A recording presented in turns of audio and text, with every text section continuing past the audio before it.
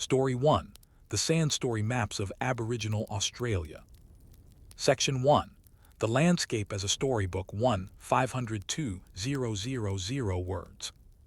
Drafting the first, words here calm, immersive, detailed, boring history for sleep style.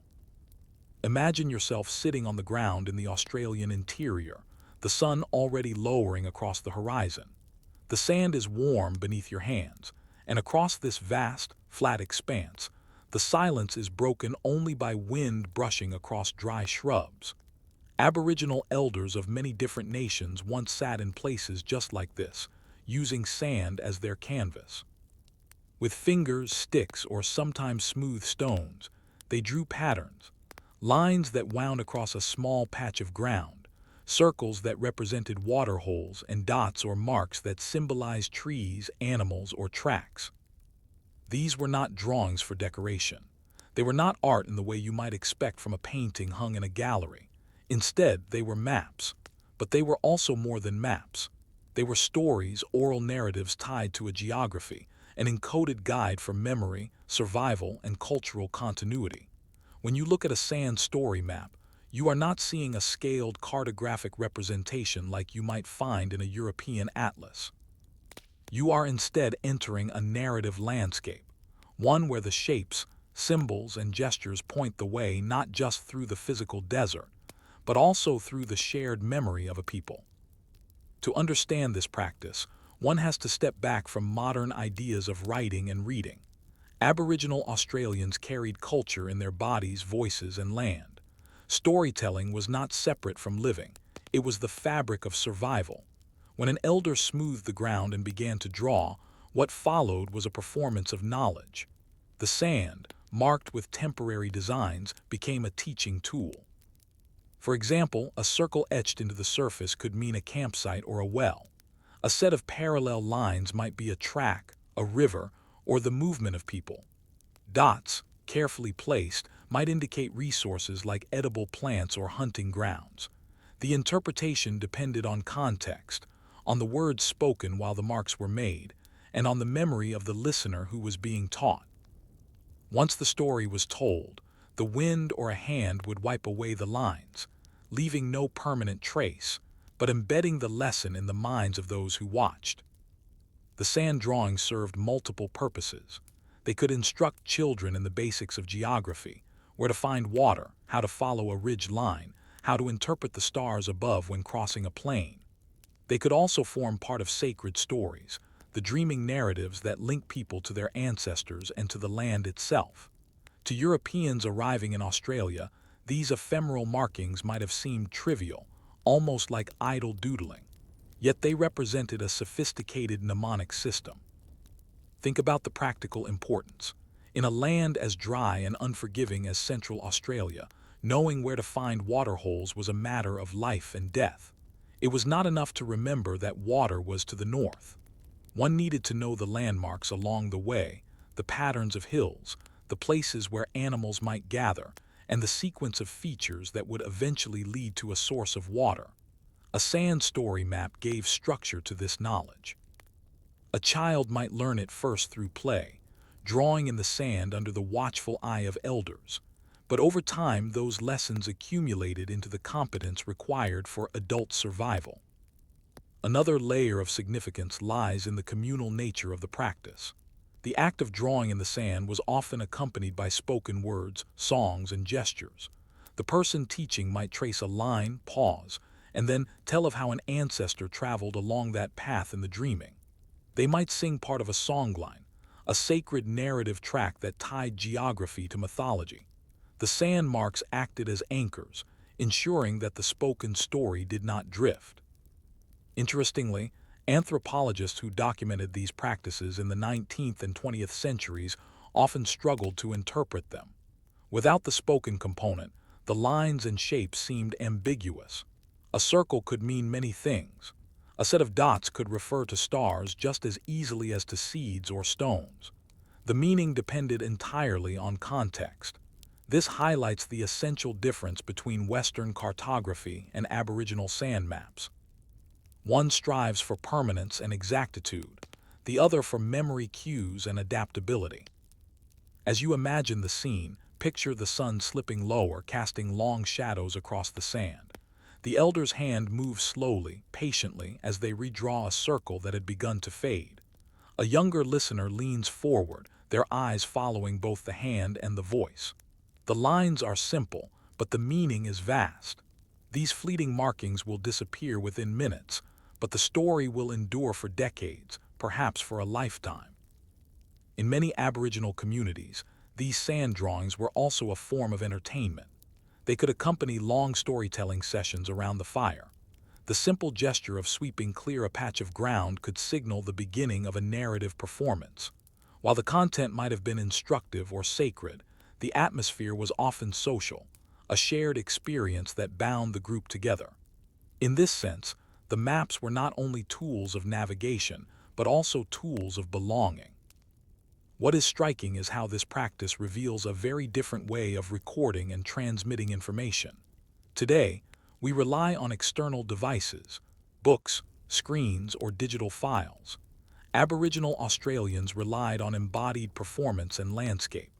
The land itself was the permanent text, and the sand drawings were the footnotes, fleeting reminders that pointed back to a much larger body of knowledge. The durability of this system lies in its adaptability. Because the drawings were never permanent, they had to be constantly remade, retold, and re-remembered. This repetition ensured cultural survival across generations. One could say that the sand drawings acted less like a library of static texts and more like a rehearsal script, always calling upon the memory of the community to bring knowledge to life. And yet, if you try to imagine this in practice, you might wonder, what happened when the wind erased the drawings too soon, or when the memory of the elder was lost? How did the community guard against the loss of such essential knowledge in a system so deliberately impermanent? Would you like to continue to Section 2 of Story 1? You said, "Continue." ChatGPT said, "Certainly." Story 1. The Sand Story Maps of Aboriginal Australia. Section 2. Memory Without Monuments 1, 502,000 words. When you think of preserving history, perhaps you think of stone monuments, of books with thick spines and leather bindings, or even of digital clouds storing petabytes of data. But for tens of thousands of years, Aboriginal Australians developed a different system of preservation, one that depended not on durability of the medium, but on resilience of memory and continuity of performance. To understand how knowledge endured despite the ephemeral nature of sand drawings, we must first consider the cultural scaffolding that upheld them. In Aboriginal communities, memory was not simply an individual function. It was communal, distributed, and ritualized. The role of the elder was not just to teach, but to serve as a living archive. Knowledge was not democratized in the way modern societies often aim for. It was tiered and earned through life experience, initiations, and the accumulation of oral narratives. A young person could not simply ask for sacred knowledge. They had to be invited into it through ceremony and responsibility. The sand drawings, then, were not casual sketches. They were tools for transmitting precisely what a person was meant to know at a given stage of life. The practice served both as education and as filtration. You learned what was appropriate for your age, your gender, your lineage. Some stories were open for all to hear, perhaps those tied to hunting grounds or family histories. Others, especially those linked to sacred dreaming tracks or ancestral laws, were guarded closely, shared only in secluded ceremony. This system functioned much like a controlled release of information. Knowledge was embedded in story, and story was embedded in place. You could not fully understand the narrative of a waterhole without having stood at its banks, just as you could not follow a songline through the desert without knowing how to read the hills, rocks, and trees as you moved. The land was not a backdrop. It was a living participant in the memory. This reliance on the landscape as an information repository meant that Aboriginal culture developed what might be called topographic literacy. Elders knew how to navigate vast stretches of desert, not with compasses or maps, but through memory of songs, stories, and sand drawings that reenacted those journeys. Each mark in the sand became a symbol in a much larger grammar. A wavy line could represent a serpent, a river, or the path of an ancestor. Its meaning became clear only in context, when paired with the spoken word, the tone of the story, the gestures used to draw it, and the place in which it was drawn. So what happened when the person who held that story passed away? The answer lies in the redundancy built into the oral tradition. Stories were rarely held by one individual alone. Multiple elders often shared versions of the same dreaming track. Children learned the basic structure of a story early, and then deepened their understanding as they aged. By the time someone reached adulthood, they would have heard the same tale dozens of times, from different voices and different perspectives, each layer reinforcing the next. And then there were the songs. Perhaps the most robust feature of Aboriginal cultural transmission, the songlines or dreaming tracks, functioned as oral maps, cosmological tailies, and legal codes all at once. A songline was not just a melody. It was a navigational guide, a story of creation, and a binding contract with the land. By singing the line in order, one could travel hundreds of kilometers across seemingly featureless desert, recognizing signs, water holes, and safe paths along the way.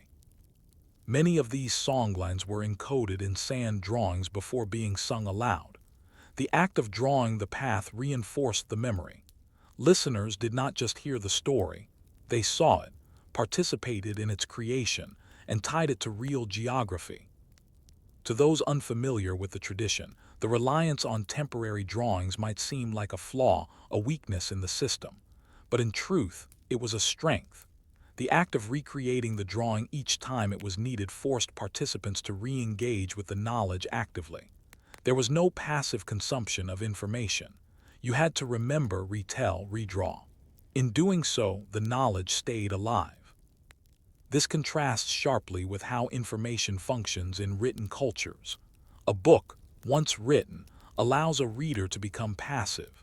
You can reference it again and again without memorizing its content. But if the book burns or disappears, the knowledge may vanish with it. In Aboriginal systems, the opposite occurred.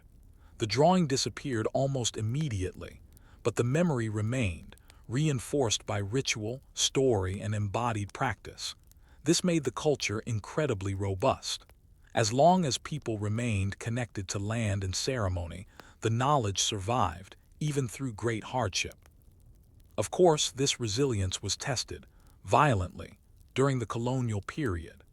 As European settlers expanded across Australia in the 18th and 19th centuries, they brought with them very different concepts of land, ownership, and knowledge. The idea that land could be bought, sold, or divided by invisible lines on paper was antithetical to Aboriginal ways of knowing.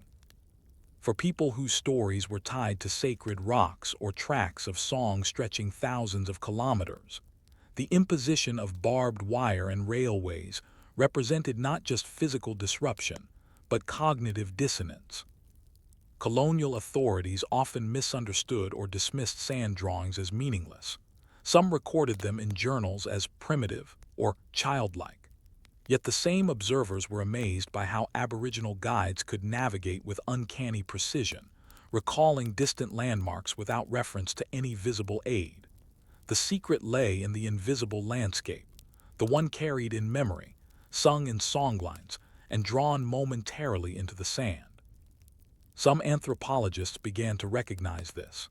In the early 20th century, researchers like T.G.H. Strelo documented the songlines of Central Australia, realizing that these were not only sacred myths but practical maps of the terrain. Others, like Nancy Munn and Diane Bell, documented women's use of sand drawings as part of ceremonial instruction, especially for rites of passage and kinship teachings.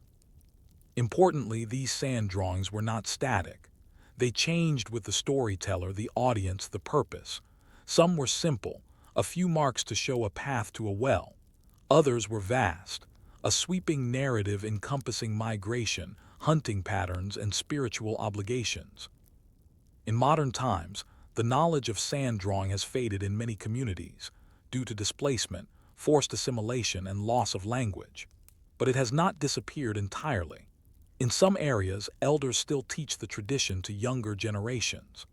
Art centers in Aboriginal communities now document, share, and preserve this knowledge, some adapting the drawings into permanent mediums like bark paintings or canvas works for education and cultural revitalization.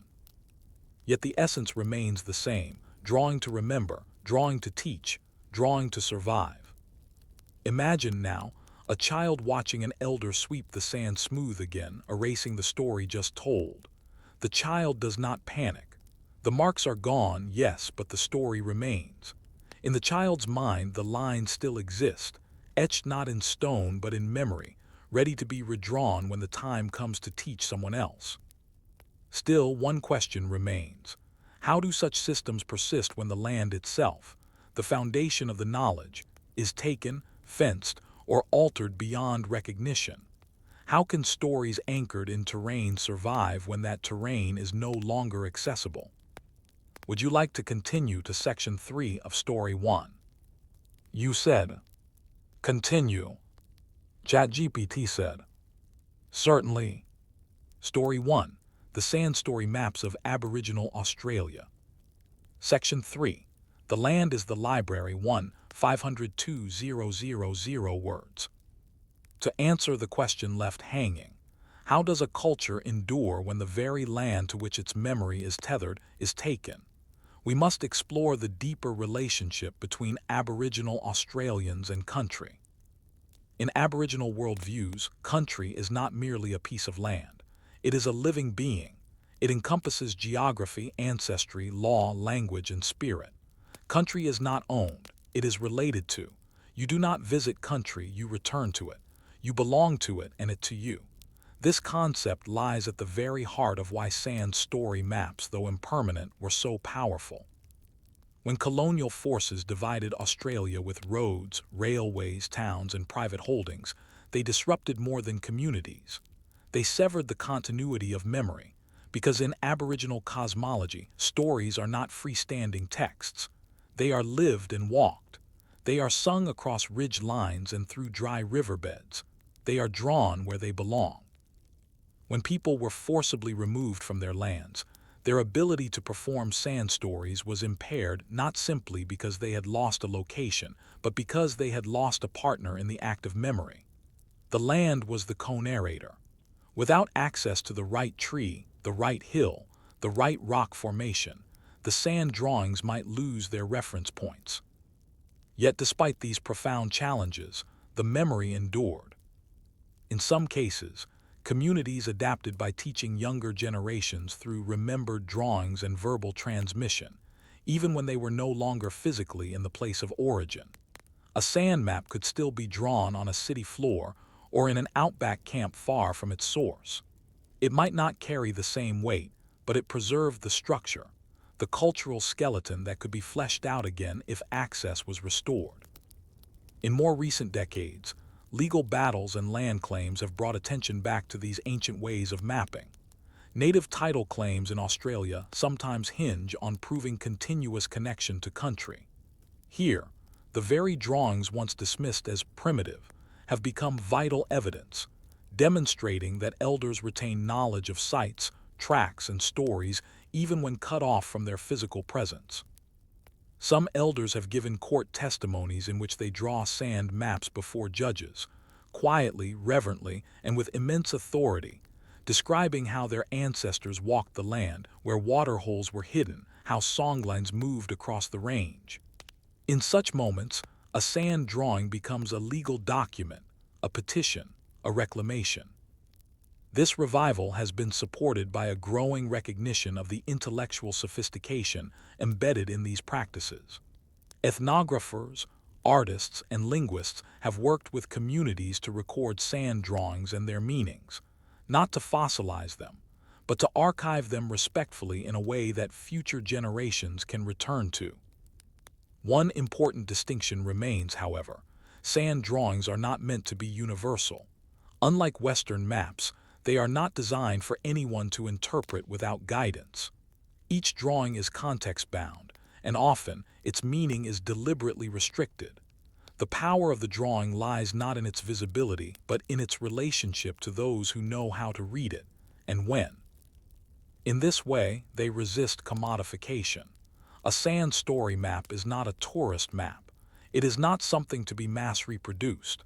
It is a teaching tool meant to live and die with the moment, to be reborn again when needed. And now, even in the 21st century, the practice finds echoes in digital and artistic forms. Aboriginal artists like Dorothy Napangardi and Emily Kame Kayengwarai have brought the visual grammar of sand stories into the global art world, not as a translation, but as a continuation. Their works, often composed of dots, lines, and abstract fields, represent ancestral narratives and geographies embedded in culture. In many ways, they are the painted versions of what once lay in sand. There is even discussion among indigenous technologists about how digital mapping tools might be shaped to include songlines, seasonal stories, and ceremonial pathways, not as overlays to Google Maps, but as alternative systems of organizing knowledge. The future, in this sense, could still honor the sand. But as you imagine that future, return one last time to the ancient scene. Picture the fatting light again and the old woman or man sweeping the dust clear. The ground becomes a canvas. With the edge of a stick, they draw a line, a simple arc, and beside it a circle. The circle is a water hole. The arc is a hill. More marks follow, a track, some dots, a crosshatch pattern. A child watches, murmuring the story in tandem, repeating phrases. The fire crackles. Later, the wind will blow the drawings away, and no one will rush to preserve them. But they are not lost. They live in the minds of those who watched, heard, sang, and eventually drew their own maps in their own time. The land is still there, scarred in places, yes, changed, divided, named, and renamed, but still there, still bearing the shape of memory, still speaking for those who know how to listen. Sand drawings, ephemeral though they are, remind us that not all memory needs a monument. Not all history needs to be carved in stone. Sometimes it's the act of repetition, the soft drawing of lines in sand again and again, that holds a culture through time. And so, as we finish this story, we might wonder, in our own digital age, where everything is recorded and nothing is remembered, what have we forgotten how to carry in silence, in memory, in sand?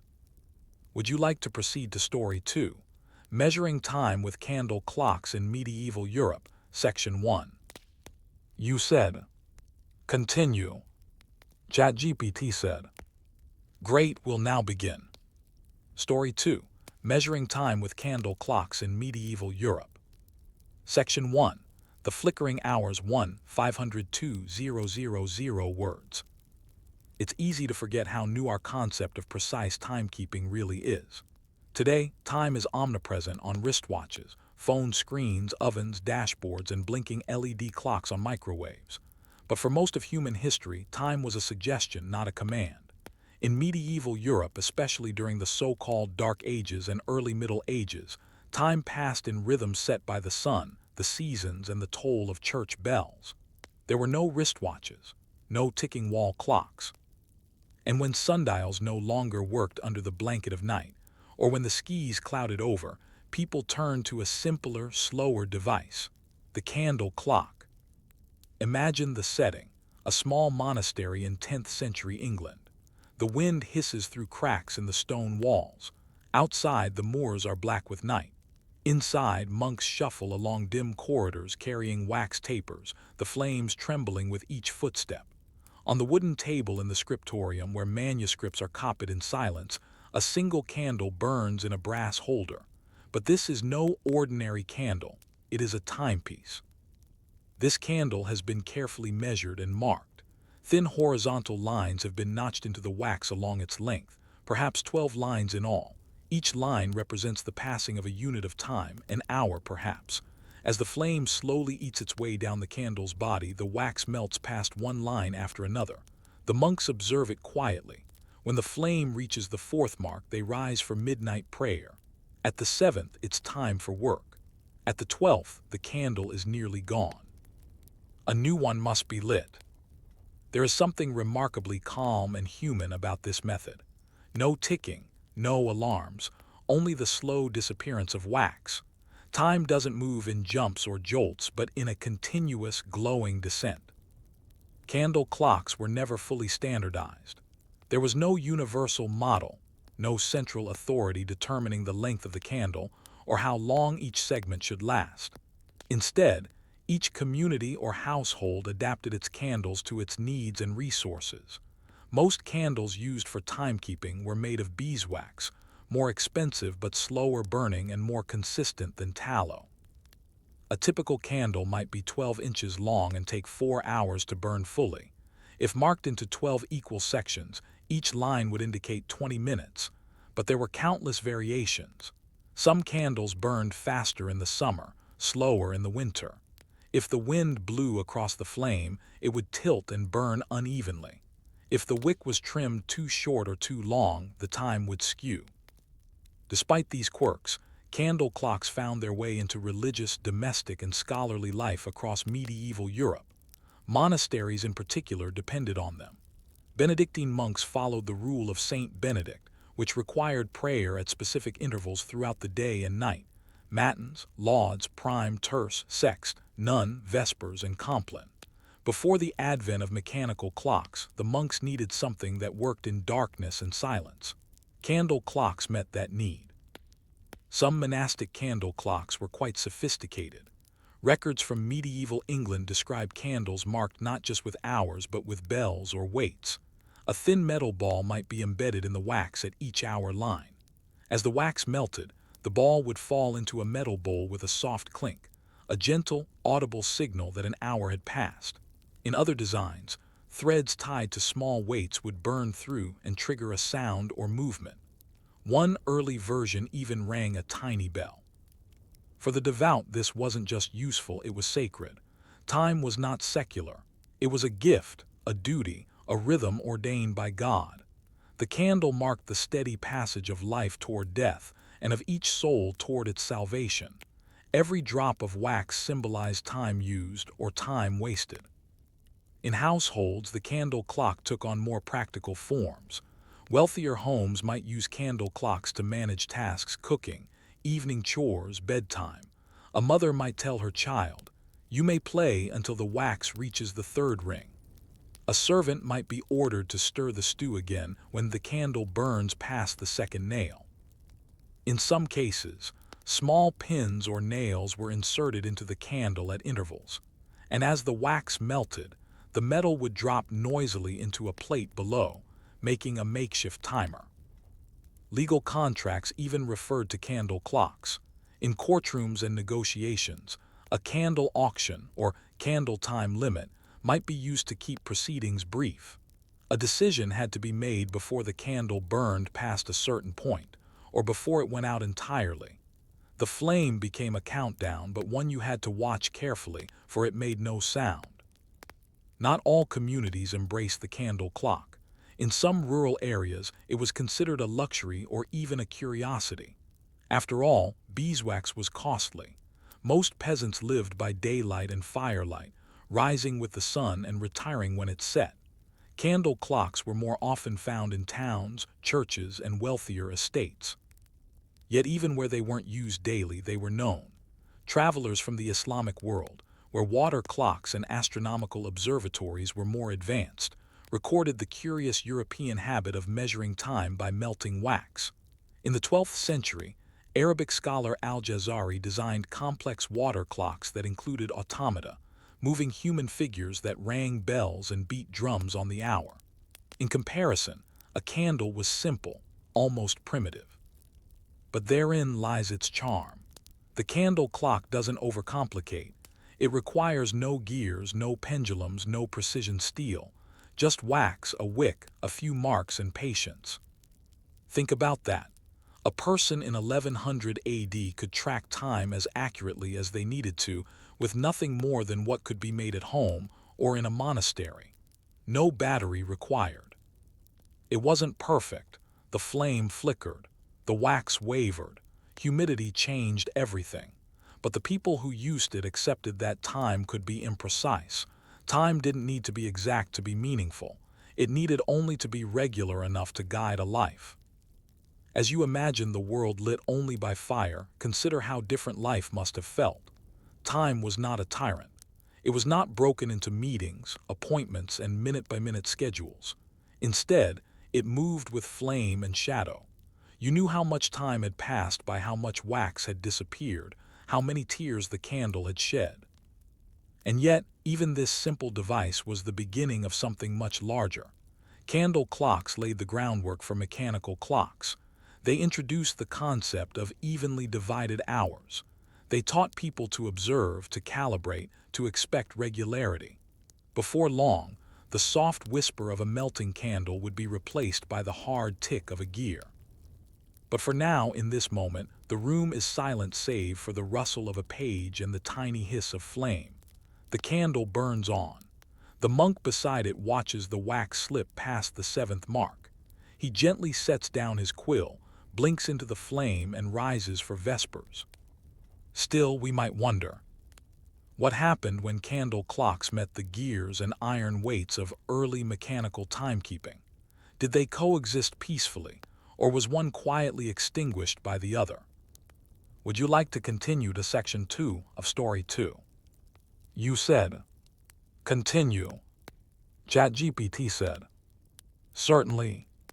Story 2, Measuring Time with Candle Clocks in Medieval Europe. Section 2, When Wax Met Iron 1, 502,000 words.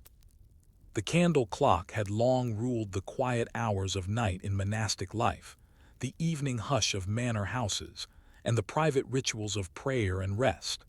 But by the 13th century, something new began to stir in Europe's towers and workshops, the rhythmic pulse of iron, gravity, and ingenuity, early mechanical clocks. The change was not immediate. Candle clocks and mechanical clocks coexisted for centuries, overlapping and outlasting one another in different spaces, but their difference in nature was profound. Candle clocks were quiet, tactile, and flexible. They marked time with warmth. Mechanical clocks, in contrast, brought sound, permanence, and authority. The transition between the two forms of timekeeping offers a glimpse into how culture itself began to shift, from a world that observed time as a gentle rhythm to one that began to regulate it with precision. From ritual time to regimented time. In monasteries, the need for dependable timekeeping was constant. The canonical hours, 7 or 8 moments of prayer spaced across the day and night, demanded a timekeeper who could not sleep. The candle, for all its usefulness, burned with variability. It tilted. It flickered in wind. If left unattended, it could gutter and snuff out. So it's not surprising that some of the earliest mechanical clocks in Europe were installed in monasteries. They were not clocks as we think of them today. These early machines, appearing around the late 13th century, had no faces or hands. Instead, they rang bells at set intervals. Their function was auditory, not visual. You did not see time, you heard it. The first clocks operated by weight and escapement. A heavy stone or metal weight attached to a cord slowly descended, powering gears regulated by a device called a verge escapement. The mechanism allowed energy to escape in controlled pulses, making it possible to space out intervals evenly. Unlike candle clocks, which burned silently and required human observation, these machines worked on their own. Once wound, they ticked forward relentlessly, tolling bells to summon monks to prayer or announce the hour in town squares. The implications were subtle but powerful. For the first time, time could be abstracted, measured not by natural phenomena like the sun or fire, but by machine. Time became regular even when nature was. Clouds no longer obscured it. Night no longer delayed it. Still, candle clocks did not vanish. In private households, rural parishes, and among people without access to the new iron marvels, the humble candle continued to mark the passing hours. Not everyone trusted the noise and complexity of the new devices. Some saw them as expensive and unnecessary. Others simply lacked access. In fact, for a long while, mechanical clocks lacked precision. They were loud, impressive, and deeply symbolic, but early models were not especially accurate. Some could be off by 15 or 30 minutes per day. In that regard, a well-made candle, observed carefully, could keep time just as well. A clock for the community, a candle for the person. Mechanical clocks were communal objects. Towns built them high in towers. They were civic monuments, signs of wealth, skill, and order. The bells tolled through the streets, marking not just religious intervals but economic rhythms. The opening of the market, the change of guards, the end of curfew. Candle clocks, meanwhile, remained private. They were quiet companions of the solitary worker, the priest in prayer, the mother at her hearth. They required no tower, no iron, just wax and attention. Some people even combined the two. In churches, mechanical bells might ring for matins, but a candle would still burn on the altar, its segments guiding the length of a vigil or a sermon. Scholars in universities might hear the town bell from a tower, but mark their own study sessions with a marked candle on the desk. As cities grew and literacy spread, printed books began to include advice on how to use candles for timekeeping. Some books provided tables, how long a candle of a given size and material should last. Others described how to mark a candle at fixed intervals and measure each task accordingly. Imagine a student at Oxford in the 14th century. It is winter. The fire crackles, but the room is cold. He has only one candle for the night. It is marked with 4 lines. He plans to study a section of Aristotle before the wax melts to the first mark, then move to theology before the second. By the time the flame reaches the 3rd line, he will begin to revise his notes. When it vanishes entirely, he'll sleep. Here, the candle becomes more than a timekeeper. It becomes a scheduler, a silent tutor, and a gentle master of discipline. The candle in law, trade, and daily life.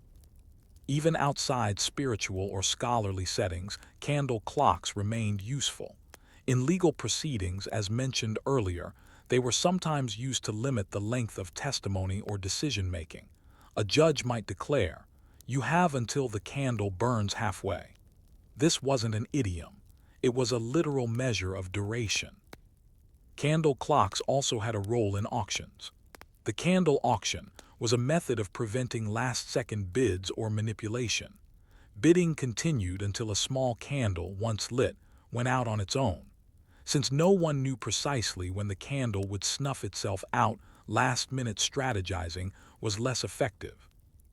In households, the candle remained the manager of bedtime, reading, and conversation. Parents used it with children, lovers with each other. Stay until the candle burns halfway, someone might say. The shared knowledge of its slow descent made it a poetic measure of time, less jarring than a bell or clock. Even crime and punishment were timed with wax. Some punishments required a person to perform penance or fast for the burning of one candle. The type and size of candle might vary, and with it, the duration. A long candle meant long repentance. Interestingly, the candle clock was also portable. Soldiers carried marked candles with them to measure guard duty. Travelers used them on long rides or during dangerous border crossings. In places where town clocks didn't reach, the candle still ruled the hours. Decline and legacy. By the 17th century, mechanical clocks became more precise and more affordable.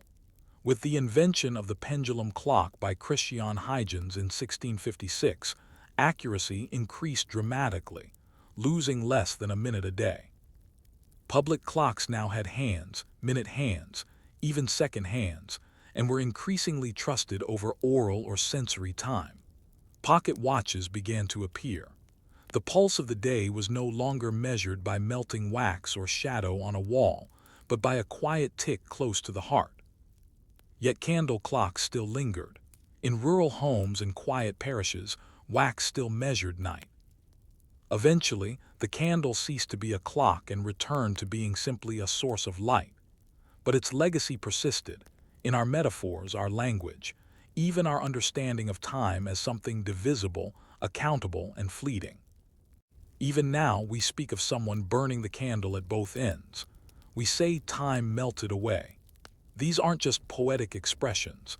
They're faint echoes of a time when flame and wax quite literally were time. So, what happened to the intimacy of time, once candles were replaced with ticking brass? Did something vanish when we stopped watching fire and began counting seconds? Would you like to continue to section 3 of story 2? You said, continue. ChatGPT said, certainly. Story 2, Measuring Time with Candle Clocks in Medieval Europe. Section 3, Time Tamed and Replaced 502,000 words. By the time the 18th century unfolded across Europe, the age of candle clocks was quietly coming to an end. Not with any single decree or dramatic replacement, but through a slow, steady cultural shift. One that had already begun in the shadowy corners of monasteries, in the echoing bells of tower clocks, and in the precise swing of the pendulum. The candle clock had once stood at the intersection of daily life and devotion. It was tactile, visible, and bound to the body, wax melting in real time, flame flickering with breath and wind, the line between light and time so thin as to be nearly indistinguishable. But in the world to come, time would be measured not by what could be seen or touched, but by what could be calculated, regulated, and stored. Timekeeping would move from warmth to mechanism, from wax to metal. The rise of the machine. The development of mechanical clocks had accelerated rapidly by the 17th century, especially after the invention of the pendulum. Huygens' design meant that clocks could now regulate themselves with remarkable precision. This new form of timekeeping did not rely on inconsistent forces like melting wax, water flow, or even human observation. It relied on gravity and motion, on steel and calibration. The appearance of minute hands, unthinkable in the candle clock world, shifted time from an approximation to a demand. One could no longer say, "It is about time to begin." One had to say, "It is precisely 10:00." The candle, with its gentle descent and blurred boundaries, simply couldn't compete in this new world of punctuality. With the Industrial Revolution, timekeeping became not just useful but mandatory. Trains, factories, offices, all required synchronization. Time was now measured in quarter hours, in shifts, in seconds. Clocks were installed in public squares, factory walls, and office buildings. A candle couldn't manage the growing complexity of modern life. It didn't travel well through train schedules. It couldn't ring bells, punch cards, or file reports. But even as the candle clock faded from practical use, it left something behind, a different attitude toward time. Time as experience versus time as measurement. The candle clock belonged to a world in which time was deeply experiential. It didn't measure seconds, it marked presence. To sit by a burning candle was to feel time. The warmth, the smell of beeswax, the shrinking body of the candle, all pointed to time as something lived, not merely counted. By contrast, mechanical clocks introduced time as an external, inescapable structure. You no longer had to observe time, it observed you. Time became a frame into which all activities were fitted. Eventually, with the invention of wristwatches and later digital timepieces, time became ever-present. You didn't have to light it, mark it, or listen for it.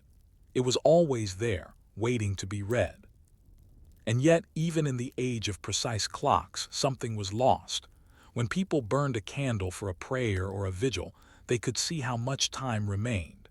They weren't watching numbers click forward, they were watching something vanish. A tangible, glowing reminder that time is a physical, irreversible thing. Some scholars argue that pre-mechanical timekeeping made people more aware of time's fragility. A candle's flame could flicker out. A water clock could freeze. A sundial could fall into shadow. But the ticking of a modern clock continues, no matter what. Its certainty can create an illusion that time is endless, abundant, even forgettable. Candles in memory and symbolism.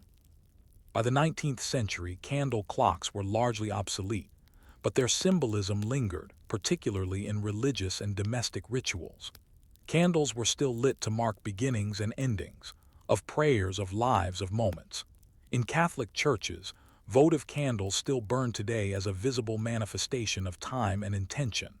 They are not clocks in the traditional sense, but they embody the same idea, the passage of time as something physical, sacrificial, and sacred. In literature, the candle remained a metaphor for life's impermanence. Shakespeare, writing during the time when candle clocks were still used, famously had Macbeth describe life as a brief candle. The image was not abstract, it was literal. People of his time watched candles disappear every day, hour by hour, wick by wick. In households, candles continued to serve as nighttime companions, especially in rural or poorer areas where mechanical clocks were either unavailable or unaffordable. In some parts of Europe, the tradition of marking candles to indicate bedtime or quiet hours remained into the early 20th century. There are even reports of midwives in rural villages using candles to measure labor progress or to time stages of birth, a practice born of necessity and steeped in quiet ritual. Echoes in modern timekeeping. Today, few of us use candles to measure time, but the concept hasn't entirely vanished. Tea lights burn during meditation. Birthday candles mark the passage of years. In some homes, timer candles are used for ambience, short tapers that burn for 30 or 60 minutes, reminding us to step away from screens, eat slowly, or reflect. In schools and therapy sessions, small sand timers or LED melting candles are used to help children or clients understand and visualize the passage of time. The same concept remains. Time is easier to grasp when we can see it pass. And for all our technological advances, the image of the candle remains deeply tied to the human sense of time. A candle is used for vigils, for mourning, for remembrance. We light candles for the dead not because they give light, but because they mark time, not in hours or minutes, but in presence and emotion. Lessons from a flickering flame. The story of the candle clock is not just a tale of a forgotten technology. It's a reflection on how humans have tried to understand something invisible, time, through tools that are physical and intimate. When we used candle clocks, we accepted that time might vary, that wind, wax, temperature, and human attention all played a part. We understood time as something we participated in, not something imposed on us. Now we live in a world of hyper-precise timekeeping. GPS satellites adjust nanoseconds. Our phones ping alarms to the second. But despite all this, we still forget time's passage or feel it slip away unnoticed. The candle clock, in its gentle impermanence, asked us to notice time, to sit with it, to watch it pass and feel something as it did. And so we close this chapter with a final image. A quiet room, a single candle marked with lines burned steadily. A person sits nearby, reading, writing, or simply thinking. The wax shrinks, the flame wavers, a mark disappears. An hour has passed, not with a beep, not with a buzz, but with a flicker and a soft drip of wax. Perhaps, even now, there is something worth remembering in that slow disappearance. But then we must ask, in a world where time is always displayed, are we still capable of truly feeling its passing, without a candle to remind us? Would you like to continue to Story 3, The Lost Profession of Knocker-Ups in Industrial England, Section 1? You said, "Continue." ChatGPT said, "Certainly." Story 3, The Lost Profession of Knocker-Ups in Industrial England. Section 1. Before the alarm clock rang 502,000 words. The modern alarm clock is often the most resented object in any household.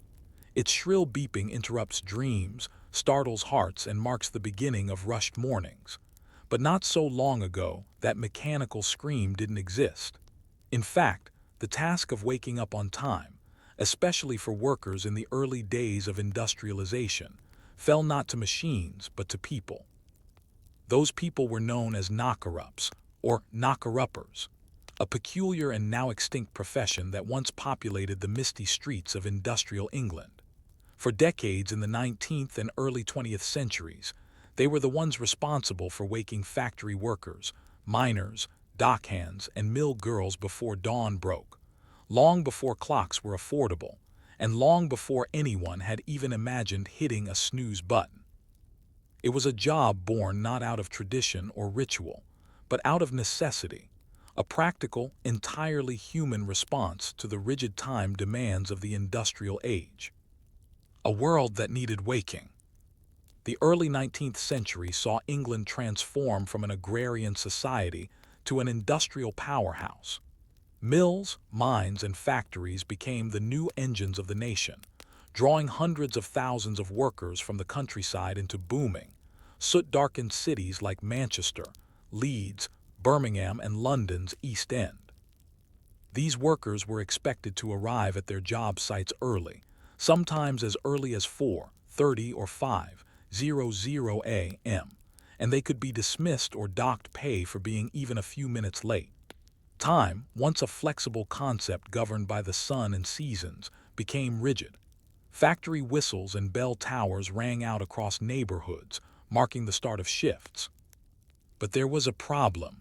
How were ordinary people supposed to wake up in time? Most did not own clocks, let alone alarm clocks, which wouldn't become commercially available and affordable until much later in the 19th century.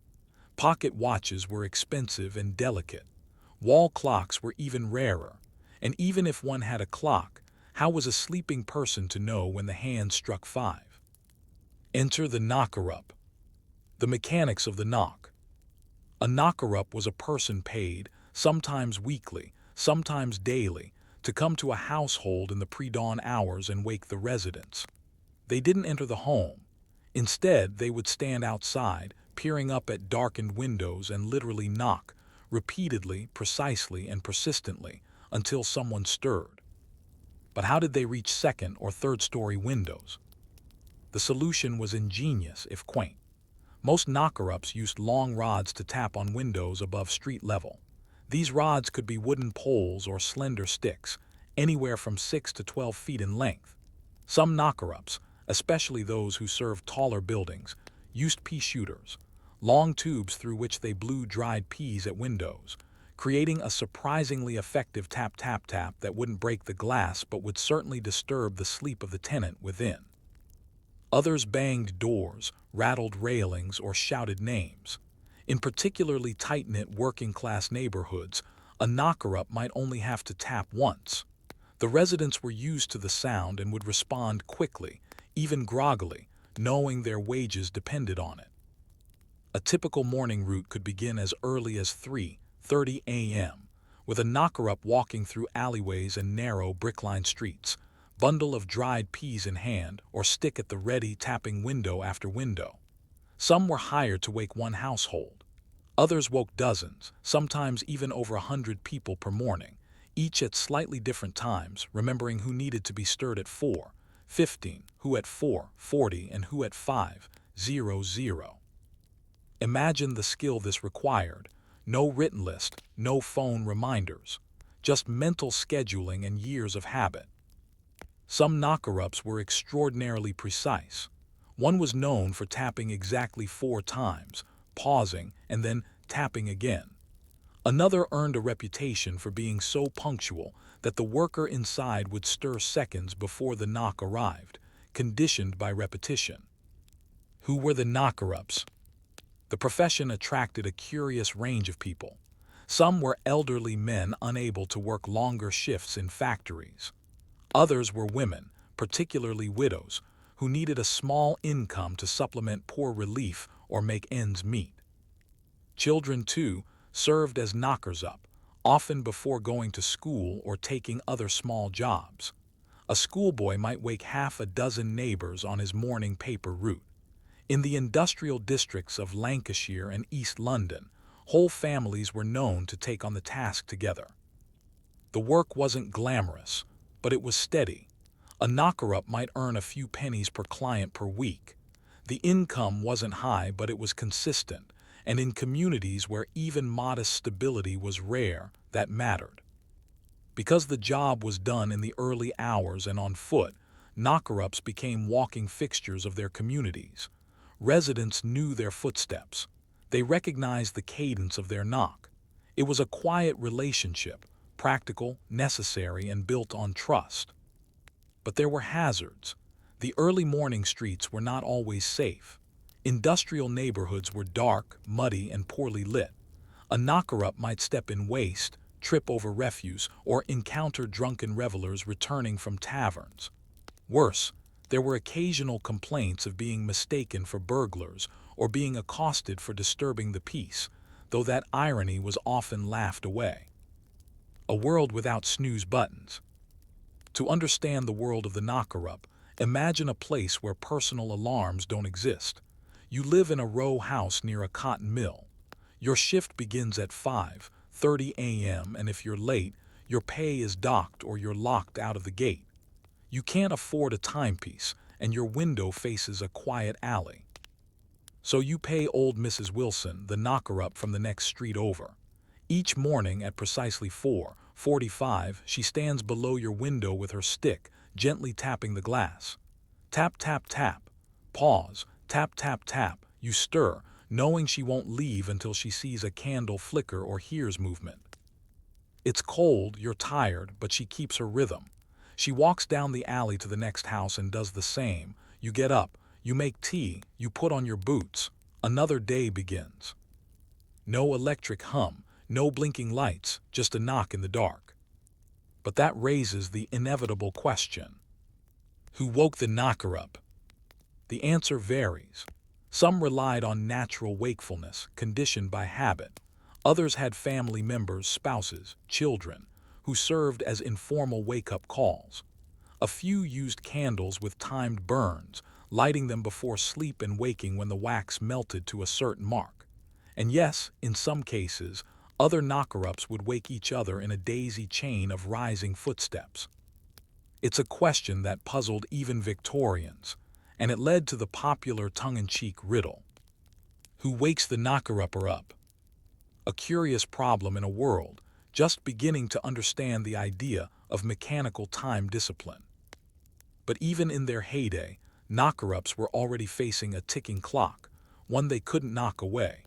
The age of mechanical alarms was coming, and the public appetite for novelty and automation would soon ring the final bell for the world's human alarm clocks. Still, before that happened, there's more to explore. How did the knocker-up's profession fade? And were they missed once the mechanical alarm clock took their place? Would you like to continue to Section 2 of Story 3? You said, continue. ChatGPT said, certainly. Story 3, The Lost Profession of Knocker-ups in Industrial England. Section 2, When Clocks Took the Streets 1-502-000 words. By the late 19th century, the unmistakable tap-tap of the knocker-up stick, or the soft plunk of a dried pea against glass, was still a familiar sound in the cobbled alleys of England's industrial towns. But change, steady and relentless, was in the air. Though the knocker-up remained a necessity for thousands of early risers, forces were converging that would quietly, and then completely, make the job obsolete. The demise didn't happen overnight.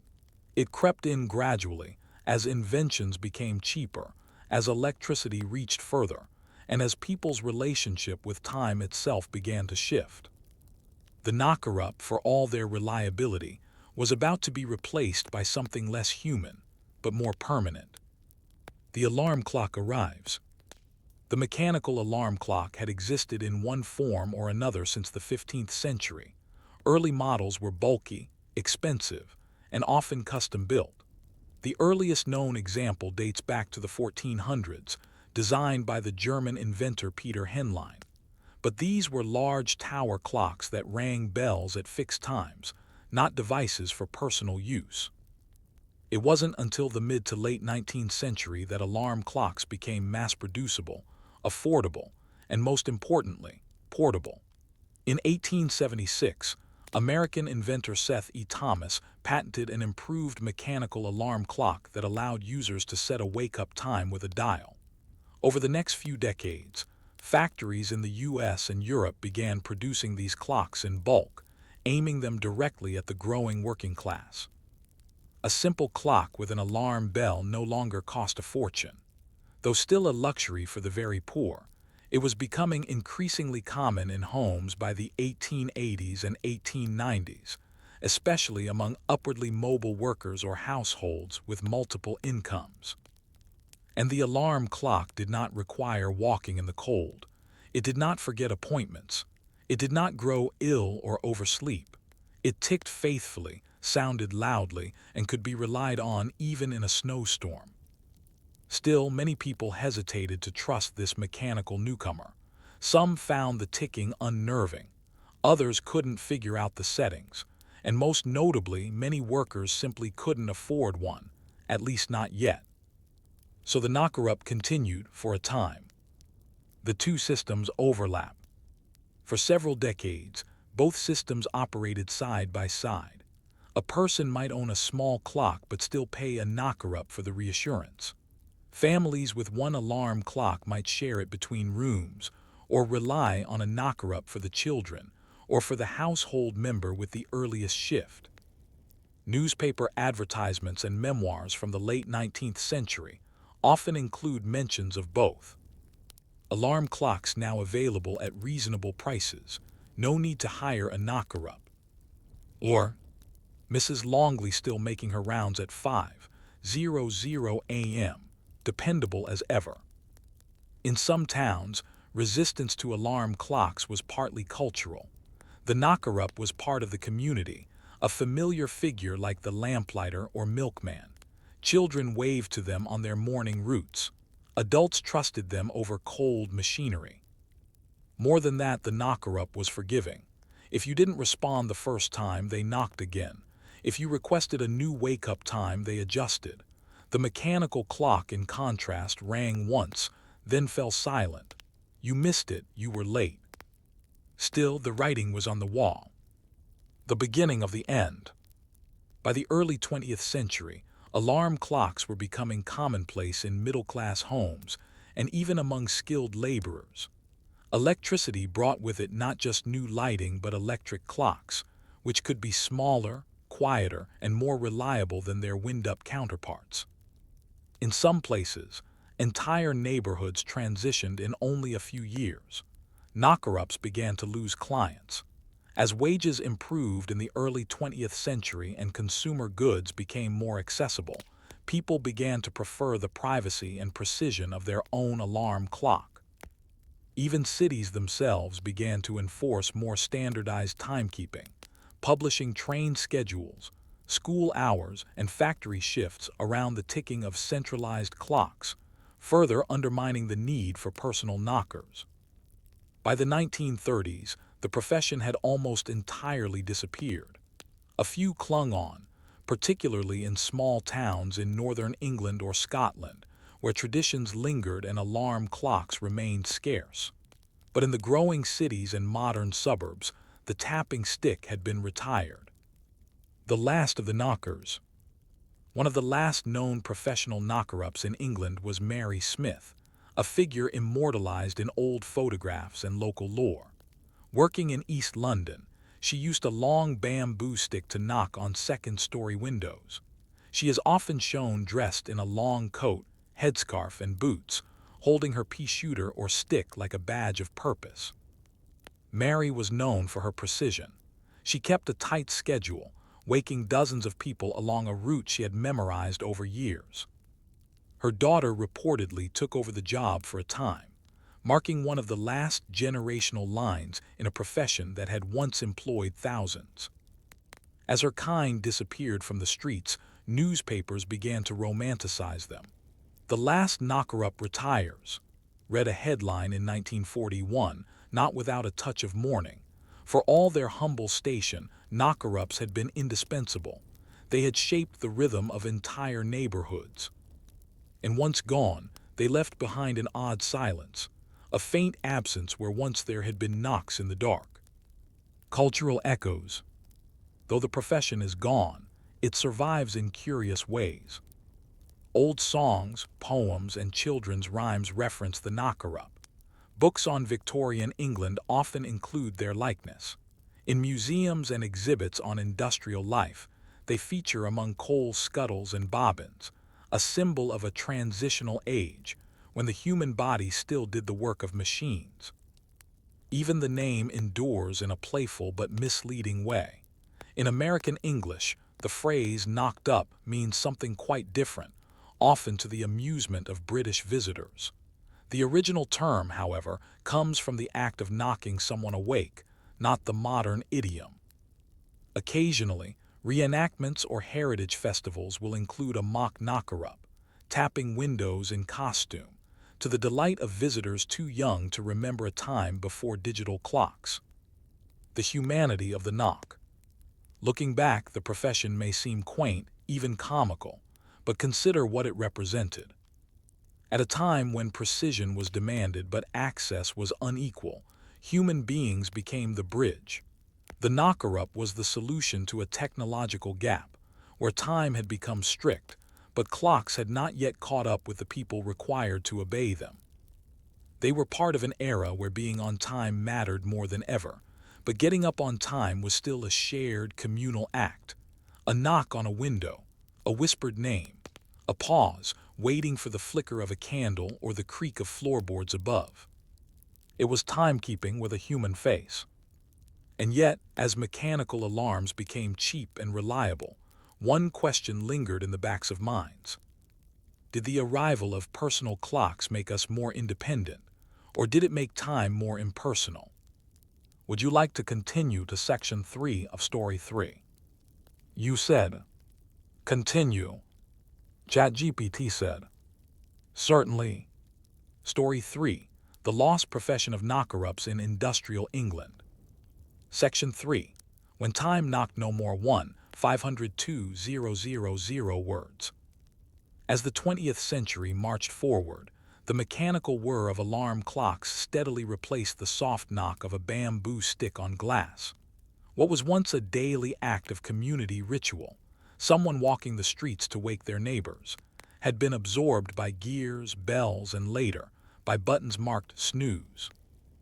The knocker-up quietly disappeared, not with ceremony, but with the indifference history often grants to small things that once mattered greatly.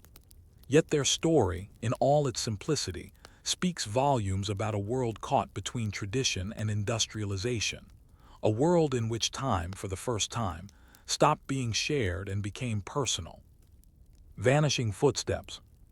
By the mid-20th century, most British households had access to basic timepieces. Wind-up clocks were affordable and increasingly reliable. Electricity brought radios and electric clocks into working-class homes. The post-war boom of the 1950s sealed the fate of the knocker-up, as even remote communities were brought under the quiet tick of synchronized time. Yet traces of the profession lingered.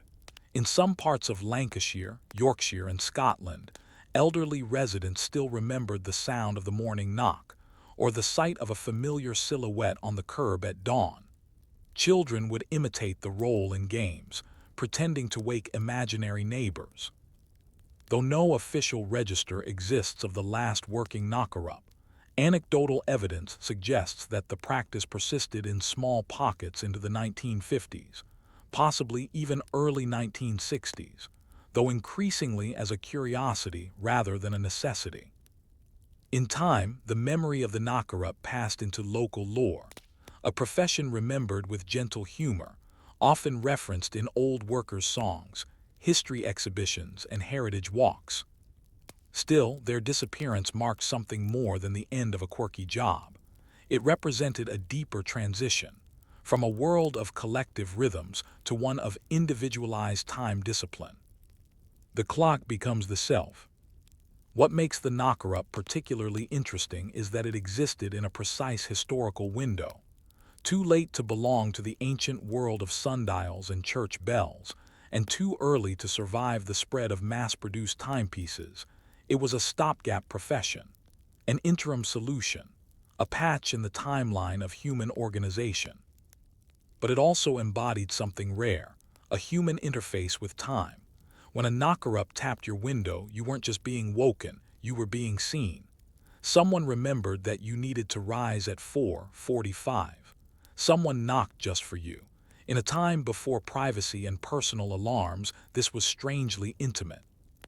Contrast this with today.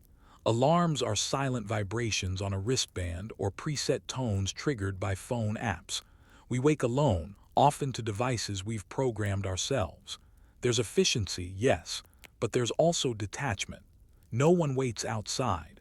No one watches to see if the light in your window flickers on. Time now is solitary. The knocker-up, in their own small way, represented something profoundly communal. The idea that timekeeping could be shared, and that waking up was not an act of solitude but of participation.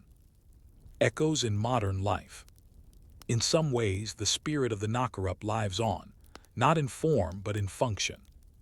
Consider the morning shift supervisor who checks roll calls at a warehouse, or the bus driver who keeps to a strict route, waking the town with each rumbling stop. Think of digital apps that remind people to take medications, stand up, or sleep, designed to gently intervene, just like a knock on the glass once did. In Japan, for example, some elderly people are visited daily by care workers or neighborhood volunteers, not only to check on health but to maintain social rhythms. In this way, the knock persists, not as a job but as a gesture. Even the phrase, "give me a knock in the morning," still survives in British English, a linguistic fossil of a world where knocks were not interruptions but invitations to start the day. Reflections on timekeeping and humanity. The rise and fall of the knocker-up invites broader reflection on how humans have related to time through history. Timekeeping has always been a social act. Monks rang bells, town criers shouted the hour, factory whistles roared through streets, and yes, someone once walked to your window each morning and knocked you awake.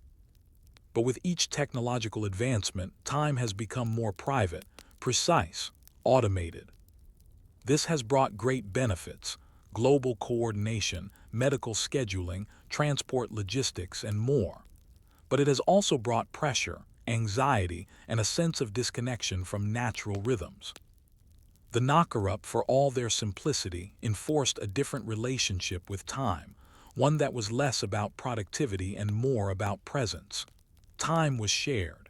It passed audibly, visibly. It belonged to the neighborhood, not just the individual. In a strange way, the knocker-up made time relational.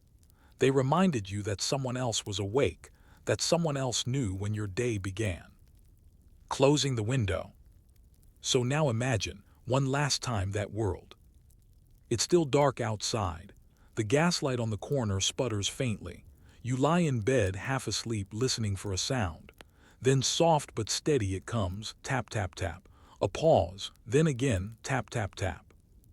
You rise, strike a match, light a candle. You move to the window and nod down at the street. Below, bundled in a scarf, your knocker-up raises a hand in acknowledgement and disappears into the alley. You do not know her name, but you trust her. You've trusted her for years, and now your day begins. Soon the tap will be replaced by a bell, the bell by a chime, the chime by a buzz, the buzz by a phone vibration. The knock will be forgotten. But you will remember it, if only faintly, as the sound of time itself, human and close. So we end this story not with a question, but a gentle prompt. What might we recover if we slowed down time? Not with technology, but with presence, with rhythm, and perhaps with a quiet knock in the dark. Would you like to continue to Story 4? How Ancient Romans Cleaned Their Clothes with Urine, Section 1. You said, "Continue." ChatGPT said, "Certainly." Story 4. How Ancient Romans Cleaned Their Clothes with Urine. Section 1. The Smell of Cleanliness. 1,502,000 words. In the gleaming marble world of ancient Rome, famed for its aqueducts, amphitheaters, and orators, it is easy to imagine a society preoccupied with grandeur. But like any society, Rome also ran on less glamorous systems. Behind the arches and statues, in alleyways and workshops, Romans dealt with the daily demands of hygiene, filth, and domestic upkeep. And one such demand, mundane but necessary, was laundry. And so, amid the splendor of the Forum and the echo of Cicero's speeches, there were fullers, workers who specialized in cleaning garments. And one of their primary cleaning agents, believe it or not, was urine. Yes, urine, not perfumed oils, not imported soaps, but ammonia-rich, sun-warmed human urine collected from jars on street corners. This peculiar detail, at once unsavory and fascinating, offers a direct window into Roman daily life, a world where bodily waste became industry, where cleaning was chemistry, and where no resource, however foul, went unused. Let us walk through the dirty streets of ancient Rome, not through its monuments, but through its phalanike, the fulling workshops where dirty clothes met even dirtier substances in the service of cleanliness. The Roman phalanike, a place of suds and sweat. The phalanike, plural. Phalanike was the Roman equivalent of a dry cleaners, or more accurately, a public laundromat and textile workshop combined. In these establishments, the process of fulling was performed, a series of steps that included washing, bleaching, brushing, and finishing garments, particularly wool. Wool was the main textile of the Roman world. It was used in tunics, togas, cloaks, and blankets, and wool, while durable, was prone to dirt, grease, and strong odors. Fullers were responsible for keeping it wearable and respectable. Their methods, however, would raise eyebrows today. Why urine? The reason Romans used urine to wash clothes lies in chemistry, though they wouldn't have called it that. Human urine contains ammonia, a powerful alkaline compound that cuts through grease and stains. Even without microscopes or lab coats, fullers knew, by trial, error, and observation, that urine had remarkable cleansing properties. Ammonia breaks down natural oils and dirt, loosening them from the fabric. Combined with water and agitation, it makes an effective detergent. The practice was common throughout the empire, and it wasn't seen as odd, merely practical. Fresh urine wasn't ideal. What the fullers needed was stale urine, aged for a few days in warm conditions. This allowed urea, the primary component in urine, to break down into ammonia. The resulting liquid, sharp-smelling, caustic, and yellow, was poured into large stone basins. Clothes were soaked, stomped on, scrubbed, and sometimes even re-drenched before being rinsed and dried. The process of fulling. Inside a phalanike, the laundry process involved several stages. Soaking, clothes were immersed in tubs of stale urine and water. Treading, workers, often slaves or low-status laborers, stomped on the clothes barefoot, sometimes for hours, kneading the fabric underfoot to drive the liquid into the weave and dislodge filth. This was not unlike the treading of grapes in winemaking, though decidedly less pleasant. Rinsing. The garments were then transferred to cleaner water basins or rinsed under spouts of flowing water, sometimes supplied by aqueducts. Brushing and bleaching. Fullers might use earth-based abrasives like fuller's earth or chalk to whiten and soften fabric. Finishing and pressing. Clothing was hung to dry or pressed using wooden forms. In some cases, sulfur fumes were applied for extra whitening, early Roman chemical bleaching. It was hard work, tiring, repetitive, and deeply unpleasant. The smell alone would have been overpowering: urine, wet wool, mildew, and sulfur mingling in thick urban air. Fullers were not admired for their fragrance. And yet they were essential. Roman society depended on them. Even the elite, with their flowing white togas, sent garments to the phalanike. In Pompeii alone, archaeologists have discovered over 30 phalaniki, some complete with large basins, drainage systems, and plastered signs advertising their services. Public urine collection. But where did all the urine come from? In Rome and other cities, large jars, called dolia, were placed on street corners specifically to collect urine. Passers-by, particularly men, were encouraged to relieve themselves directly into the jar rather than on the street. It was a form of public donation, not to charity but to the laundry industry. Some fullers even sent out workers to collect urine from households, bathhouses, or taverns. Others paid fees to secure the rights to retrieve it from public urinals. Urine, in fact, became such an important commodity that the Emperor Vespasian, ruled AD 69-79, famously imposed a urine tax called the vectigal urinae. Collectors and buyers of urine were taxed for their access to this pungent but valuable resource. When criticized for the distasteful nature of the tax, Vespasian is said to have held a coin to his nose and declared, "Pecunia non olet," money does not stink. The phrase has echoed through history as a cynical truth about wealth. Its origins rarely matter as long as it spends well. Interestingly, to this day, public toilets in France and Italy are sometimes called Vespasians in tribute to Vespasian's tax. Social status of the fuller. Despite their value to society, fullers occupied a low position on the Roman social scale. Their work was manual, smelly, and associated with bodily waste. They belonged to the plebeian class, or lower, and many were enslaved. And yet some fullers became wealthy. Fulanici were businesses, and successful ones at that. Some owners grew prosperous enough to sponsor public works, donate to temples, or leave behind ornate tombs. One famous example is the Fulanica of Stephanus in Pompeii, an elegant complex complete with work basins, living quarters, and a shop front. Stephanus himself, based on graffiti and archaeological findings, may have been a freedman who rose to affluence through the laundry trade. Fullers also formed guilds, associations for mutual protection and support. The Corpus Fullanum was one such group in Rome, and their members even participated in public festivals and religious rites.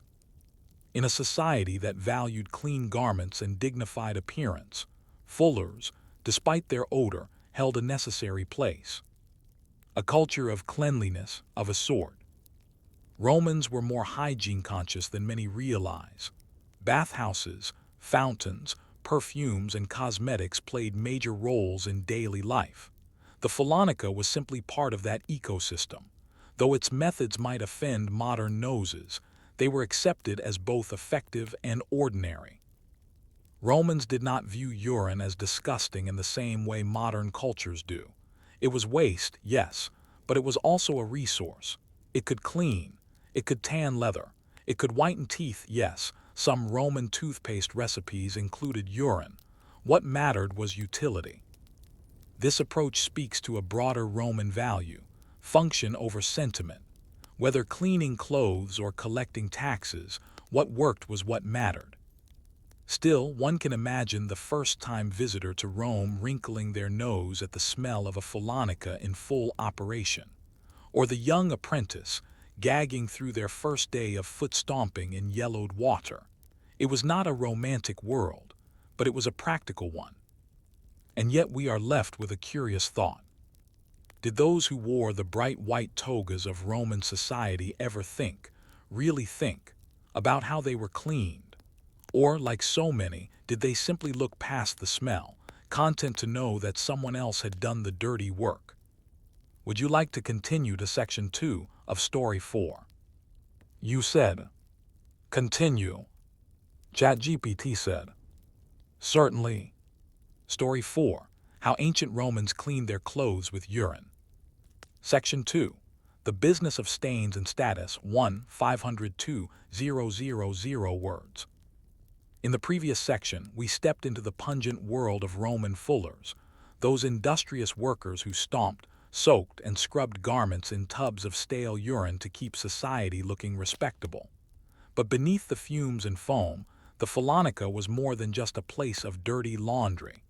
It was a business, a social institution, and in some cases, a surprising avenue for social mobility. In this section, we'll dig deeper into the economics of cleanliness in ancient Rome, how fullers made money, how they organized themselves, and how a profession rooted in bodily waste managed to secure a foothold in the complex hierarchy of Roman life. Laundry as livelihood. Running a Fullonica was not a simple job. It required physical space, access to water, vats and basins, laborers, tools, and raw materials, including a constant supply of urine. But for those who could establish one, it offered relatively stable returns. The demand was constant. Rome's population during the imperial period hovered around 1 million people. Even in smaller towns like Pompeii, with perhaps 10,000-20,000 residents, dozens of Fulonici operated within close proximity. Archaeologists have uncovered fulling workshops built into private homes, standalone businesses, and even purpose-built complexes. In each, the signs of industry are clear. Stone basins worn smooth, drainage channels built into tiled floors, and residue of sulfur and chalk embedded in the walls. Fullers charged customers for a variety of services: washing and fulling, basic cleaning and grease removal; brushing to raise the nap of the fabric; stretching and pressing to maintain or restore the garment's shape; bleaching, often with sulfur fumes or white clay; dyeing in some workshops, although this was sometimes handled by separate specialists. Pricing likely varied based on garment size, condition, and the type of customer. Wealthy patricians might pay more for gentle treatment of fine wool. Lower-class citizens likely negotiated simpler packages. A Fullonica might have served anywhere from a dozen to hundreds of regular clients: citizens, merchants, soldiers, priests, and visiting travelers. In a society obsessed with appearance, wearing unkempt or stained clothing could be seen as shameful or even dishonorable. And so, laundry was not just a necessity, it was an expectation. Guilds, graffiti, and group identity. By the early imperial period, fullers had begun to organize themselves into collegia, guild-like associations that offered professional support, legal recognition, and a measure of political leverage. The Corpus Fullanum in Rome is the most well-documented, but similar groups likely existed in other cities. Guilds served several purposes. They regulated prices and practices, helping prevent undercutting among competing fullers. They provided a safety net in case of injury, illness, or death. They sponsored public festivals, altars, and religious rituals, particularly to honor gods and goddesses associated with labor, cleanliness, or commerce. Fullers were known to worship Minerva, the goddess of wisdom and craft, as well as Hercules, the god of strength and endurance. In some regions, they also venerated Vulcan, the fire god, especially in connection to sulfur bleaching. Tomb inscriptions and dedications from fullers often reflected pride in their trade, despite its lowly reputation. In Pompeii, a famous piece of graffiti, likely promotional, reads, "Success to the fullers, long live our guild, may our work be strong as Hercules." While some viewed fullers as unpleasant or unclean, within their own communities, they forged a clear identity, defined not by odor but by solidarity. The Fullonica of Stephanus, a case study. One of the most famous Fullonici in the Roman world is the Fullonica of Stephanus, located in Pompeii and remarkably preserved beneath the volcanic ash of Mount Vesuvius. This Fullonica offers a rare window into how such establishments functioned. The building includes a shopfront facing the street, likely used for receiving customers and displaying finished garments; a central courtyard, with 5 interconnected basins for soaking and treading fabrics; a peristyle garden converted into a drying yard, where garments were hung; an adjacent living space, suggesting that Stephanus and his family lived on site. Based on artifacts and inscriptions, Stephanus may have been a freedman, a former slave who had earned or bought his freedom. If so, his success as a fuller would represent a story of social ascent, achieved not through oratory or politics, but through stains and soap. His workshop was bustling enough to employ several workers, and likely served an elite clientele. That such a facility could thrive in Pompeii, alongside bakeries, taverns, and bathhouses, shows just how integrated the Polonica was into the fabric of urban life. Cleanliness as a commodity. In Roman society, cleanliness was not merely personal, it was public and performative. For upper-class citizens, wearing a bright white toga was a matter of status. The term candidatus, meaning a person running for political office, literally refers to someone wearing a whitened toga candida, bleached to brilliance with sulfur and chalk. In religious life, priests and worshippers were expected to wear clean robes before entering temples or performing rites. In death, the deceased were often dressed in freshly laundered garments before cremation or burial. Even the military took clothing seriously. Soldiers were issued woolen uniforms that required regular maintenance. Though they may have washed their own garments while on campaign, in settled regions, military laundries operated much like pholoniki. So while the process of cleaning was filthy, the outcome was sacred. And in a city like Rome, the juxtaposition was sharp. One might walk past a steaming, reeking pholonica on the way to a bathhouse, where patrons soaked in scented oils and discussed philosophy. Cleanliness in Rome was built on layers, some fragrant, some foul. Fullers in Roman satire and scorn. Despite their essential role, fullers were frequent targets of satire and mockery. Roman writers often portrayed them as smelly, ill-mannered, or overly boastful. Martial, the sharp-tongued epigrammatist, once joked that even the perfume used to mask a fuller's scent was worse than the original odor. In Plautus comedies, fullers are sometimes shown as buffoons, loud, gesticulating, and covered in filth.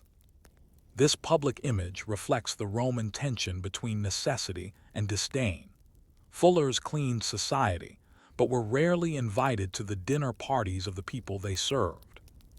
Still, satire often reveals more respect than it admits. A profession must be visible and important enough to be mocked, and fullers, whatever their stench, were too vital to ignore. A wider Roman phenomenon. Urine-based cleaning was not unique to Rome. Variations of the practice existed across the empire, in Gaul, North Africa, Hispania, and the eastern provinces. In Egypt, fullers worked along the banks of the Nile. In Britannia, they operated near Roman forts. Wherever Roman garments traveled, fullers followed, tubs and treading floors in tow. Interestingly, some Roman colonies introduced the practice to indigenous populations, who adapted it using local materials. In this way, Roman laundry practices became part of the cultural export, a less celebrated but no less pervasive form of imperial influence. And though the specifics varied, the central principle held true. Waste could be useful, even filth could serve a purpose. As we scrub through the residue of this history, we might be left with a modern discomfort. Could we accept a society that cleaned with urine? Would we trust such garments against our skin? Or perhaps the more difficult question is this: what uncomfortable, hidden labor do we rely on today? What pholoniki stand unseen behind our modern idea of clean? Would you like to continue to Section 3 of Story 4? You said, "Continue." ChatGPT said, "Certainly." Story 4. How Ancient Romans Cleaned Their Clothes with Urine. Section 3. Legacy in the Laundry, How Rome's Dirty Secret Lingered. 502,000 words. The fullers of Rome, soaked to their knees in ammonia-rich tubs, stomping through soiled tunics and sulfur-bleached cloaks, are long gone. Their workshops are now quiet archaeological sites. Their tubs cracked and dry, but their story, peculiar, pungent, and deeply practical, offers a final set of insights into Roman ingenuity and resourcefulness. Though we modern readers may wrinkle our noses, the Roman approach to laundry, centered around urine, was not some primitive oddity. It was a reflection of an entire worldview, Waste is not waste if it can be used, and cleanliness, like civilization itself, must be actively, sometimes unpleasantly, maintained. As we conclude this story, we ask, what happened to this method? Did it vanish with the empire? Or did the logic, if not the smell, carry on? The decline of the Roman laundry model. When the Western Roman Empire fell in the 5th century CE, many aspects of its urban infrastructure slowly eroded. The aqueducts were not maintained, roads crumbled, markets and guilds fractured, and Phalanaki, once fixtures of Roman towns, became less common, their specialized knowledge fading in tandem with the cities they served. In the post-Roman world of early medieval Europe, large-scale public laundering disappeared. Most people cleaned their clothes at home, if at all, often in rivers or with rudimentary lye-based soaps. Urine, though still available in abundance, lost its role as a standardized cleanser. Why? Because the civic systems that supported it, the collection jars, the taxation, the fullers' guilds, were no longer functioning. Without them, the structured use of urine fell out of practice. It became, once again, merely waste. Interestingly, some eastern regions, especially in the Byzantine Empire and parts of the Islamic world, retained advanced cleaning techniques. But even there, urine did not maintain its starring role. Thus, the Roman Phalanca gradually became a curiosity, known only through texts, ruins, and eventually, archaeological study. Rediscovery and research. Modern understanding of Roman fulling practices has been built piece by piece through excavation, inscriptions, and experimental archaeology. In Pompeii, for instance, the exceptional preservation caused by Mount Vesuvius allowed researchers to study Phalanaki in great detail. Plaster casts of basins, remnants of piping systems, even graffiti referencing urine taxes have helped piece together a surprisingly complete picture of this once commonplace institution. Chemical analysis of drains and basins has confirmed the presence of ammonia salts, indicating that yes, urine really was used in large volumes over sustained periods. Roman texts corroborate this. Pliny the Elder's natural history and legal texts from the Digest of Justinian describe the use of urine in fulling, including the now famous vectigal urinae, urine tax. The jokes and jabs of Roman satire writers only add to the pile of indirect evidence. Yet for all this, the topic remained underdiscussed in classical scholarship for many years, likely because it was too mundane, too messy, and perhaps too embarrassing for earlier historians to focus on. Only in recent decades has the Phalanca become an object of serious study, and with it, new respect has emerged for how the Romans tackled a problem that modern people still wrestle with every day: how to clean, how to reuse, and how to live with dirt in a civilized world. Legacy in modern practice. While we no longer clean our clothes with human waste, the Roman method has analogues that lasted much longer than one might expect. In parts of rural Europe, well into the 19th century, animal urine was used in wool processing.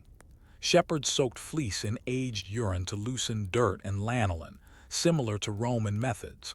The practice persisted because it worked, and because soap was expensive or unavailable. In leather tanning, urine remained a key component until the advent of synthetic chemicals. Tanneries, like Phalanaki, were considered necessary but foul-smelling places, usually pushed to the outskirts of towns. Workers were often of lower social class, but their services were essential to industries ranging from fashion to warfare. And even in modern laboratories, ammonia-based cleaning agents are still in use, though now chemically refined and commercially packaged. In this way, while we may have distanced ourselves from the source, we have not abandoned the science. The Romans simply discovered, long before formal chemistry existed, what worked, and they used it without flinching. Fullers and the Roman ethos. If we consider the Roman world not just through its emperors and legions, but through its laborers and tradespeople, we begin to see a different kind of empire, one built as much on infrastructure as on ideology. The Phonica was a microcosm of Roman values: function over fragrance, efficiency over elegance, utilization over waste. In a culture where bathhouses sprawled over entire city blocks, where aqueducts carried fresh water for miles, and where garments could signal one's place in the social order, appearance mattered. And appearance required labor, dirty, smelly, uncomfortable labor, carried out by people society preferred not to see. The Fullers did not give speeches in the Senate. They did not conquer Gaul, but without them the toga would not gleam, the elite would not dazzle, the rituals would not shine. And so Roman civilization marched forward not just on roads and law codes, but on the backs and feet of fullers wading through urine in quiet courtyards. The urine tax and its afterlife.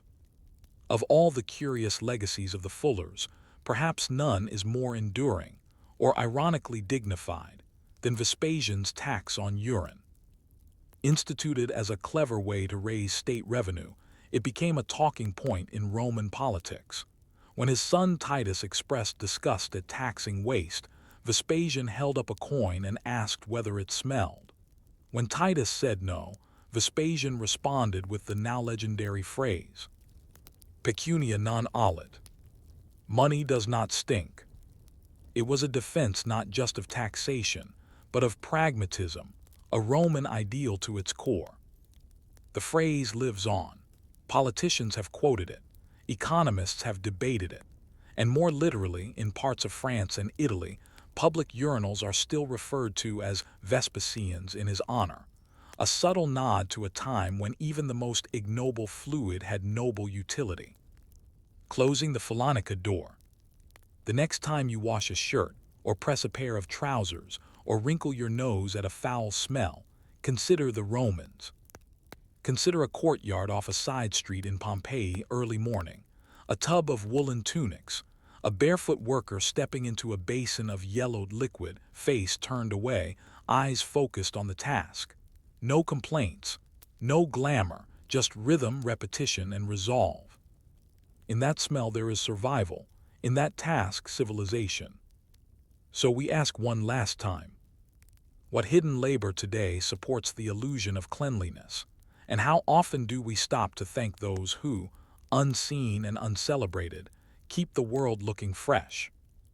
Would you like to continue to Story 5, The Slow March of Salt Caravans Across the Sahara, Section 1? You said, continue. ChatGPT said, certainly. Story 5, The Slow March of Salt Caravans Across the Sahara. Section 1. The desert that moved with men 502,000 words.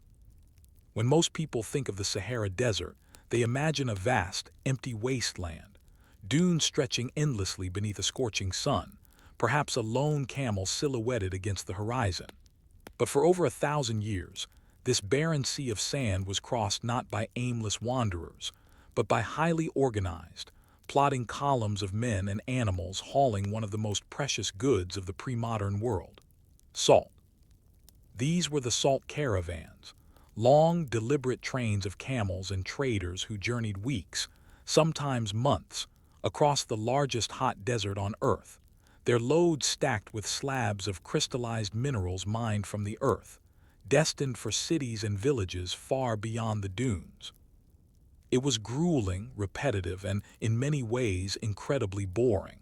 Yet it was one of the most essential systems in trans-Saharan trade. Without these caravans, entire empires would have withered, people would have died, kingdoms would not have fed their armies, towns would not have kept their livestock. The story of these caravans is a story of resilience, not of conquest or glory, but of dusty logistics, animal endurance, and the unchanging daily march of salt-laden beasts through a furnace. Let us walk slowly beside them. Why salt? Salt is mundane now. It sits in shakers on every table, costs pennies per ounce, and is usually taken for granted. But historically, salt was vital, not just for flavor but for survival. Salt preserves meat. It replenishes electrolytes lost through sweat. It was used in religious rituals, in medicine, and even as a currency.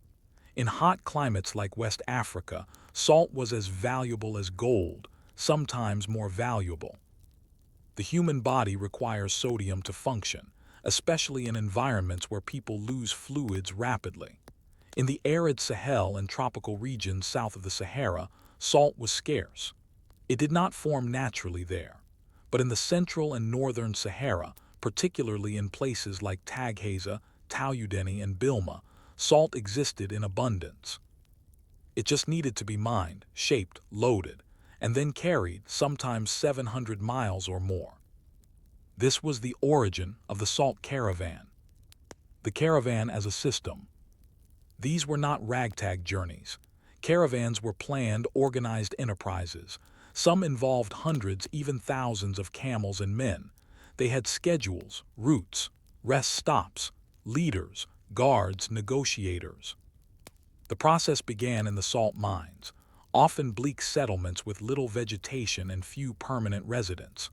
One of the most famous was Taoudeni, in present-day Mali, where workers lived in huts built from salt bricks, because there were few trees or stones to build with. There, workers used picks and chisels to extract salt in thick slabs, often weighing 30 to 40 kilograms each. These slabs, known as taghaza or amale, were shaped into rectangles and stacked for transport. Each camel could carry 2, sometimes 3, slabs on each side, balanced carefully in saddlebags. A caravan might move with hundreds of camels, each bearing this heavy mineral burden. Then began the journey, hundreds of miles across the desert, day after day of slow walking, sandstorms, heat, monotony. Why did people do it? Because salt was money and this was a business. The route of salt. From Taoudeni and other mines, caravans would travel south toward the markets of the Sahel, Timbuktu, Gao, Kano, and beyond. Timbuktu, in particular, became a major hub. There, salt could be traded for gold, ivory, kola nuts, grain, and cloth. From there, the salt would continue to cities like Jen and Kano, and sometimes as far as the Niger River basin or even coastal West Africa. The journey often took 6 to 8 weeks, depending on the weather and condition of the animals. The route crossed zones of shifting sand, gravel plains, and rocky plateaus. At intervals, there were wells or oases, but these could be 100 kilometers apart or more. Traders memorized each stop. They knew the distance between dunes, the incline of each path, the type of sand underfoot. Many learned the position of stars to navigate when the sun became too hot or clouds obscured the horizon. The rhythm of the caravan was slow but constant, 25-30 kilometers per day, walking alongside camels that would not quicken their pace, no matter what. Each animal had its own temperament, some stubborn, some restless, all in need of care. There were few landmarks, just wind, sand, and the steady thud of camel steps. It was, by any modern standard, a truly boring job, but it was necessary, and it was lucrative enough to be repeated generation after generation. Caravan life, repetition and survival. Daily life in a salt caravan was one of repetition. Traders rose before dawn. Fires were lit for tea or gruel. Camels were loaded, a task that required patience, balance, and skill. Slabs had to be adjusted so they wouldn't chafe or shift during the day. Blankets and saddlebags were checked. Water containers, goatskin bladders, were inspected and tied tightly. Then, as the sun rose, the caravan began to move. There was little conversation. The heat discouraged it. Men walked in silence, covered in indigo-dyed turbans and robes that protected them from sun and sand. The camels groaned. Sand shifted. The wind whispered. At midday, the caravan might rest briefly, seeking what shade it could. In some places, acacia trees or rock outcrops offered a scrap of shelter. In others, there was nothing. At night, camps were made by circling the animals, staking them to the ground, and unpacking mats. Food was simple: millet porridge, dried dates, occasional goat meat. And tea, always tea. Strong, bitter, and sweetened, it was the lifeblood of the Saharan traveler. Then sleep, the stars overhead, sand in the blankets, and in the morning it all began again. It was not a romantic life. It was dusty, lonely, slow, but it was also stable, predictable, and for those who survived, profitable. The cost of the journey. Not all camels made it. Each year, animals died from exhaustion, dehydration, or injury. Slabs of salt might have to be abandoned. In rare cases, entire caravans were lost, caught in unexpected sandstorms, or led astray by guides who fell ill or miscalculated. Men, too, sometimes died. A twisted ankle could become a death sentence miles from help. Water rations had to be measured carefully. And yet, despite the risk, the caravans persisted. Why? Because even a single camel load of salt, once delivered to market, could provide a small fortune. Salt was traded weight for weight with gold in some regions, and even where it wasn't that valuable, it was essential for food, for animals, for trade. The men who walked these routes did not chase glory, they chased necessity. And perhaps that's why they are so often forgotten in histories focused on kings and conquests. The salt caravans moved not with spectacle, but with persistence. And yet one must wonder, what kept them going year after year across endless dunes, when all that lay ahead was more sand, more sweat, and the steady burden of salt? Would you like to continue to section 2 of Story 5? You said, continue. ChatGPT said, certainly. Story 5, The Slow March of Salt Caravans Across the Sahara. Section 2, The Empires That Rode on Salt. 1, 502,000 words. In the last section, we trudged alongside the camel caravans of the Sahara, grinding across scorching landscapes, enduring sandstorms in silence, all for blocks of white stone.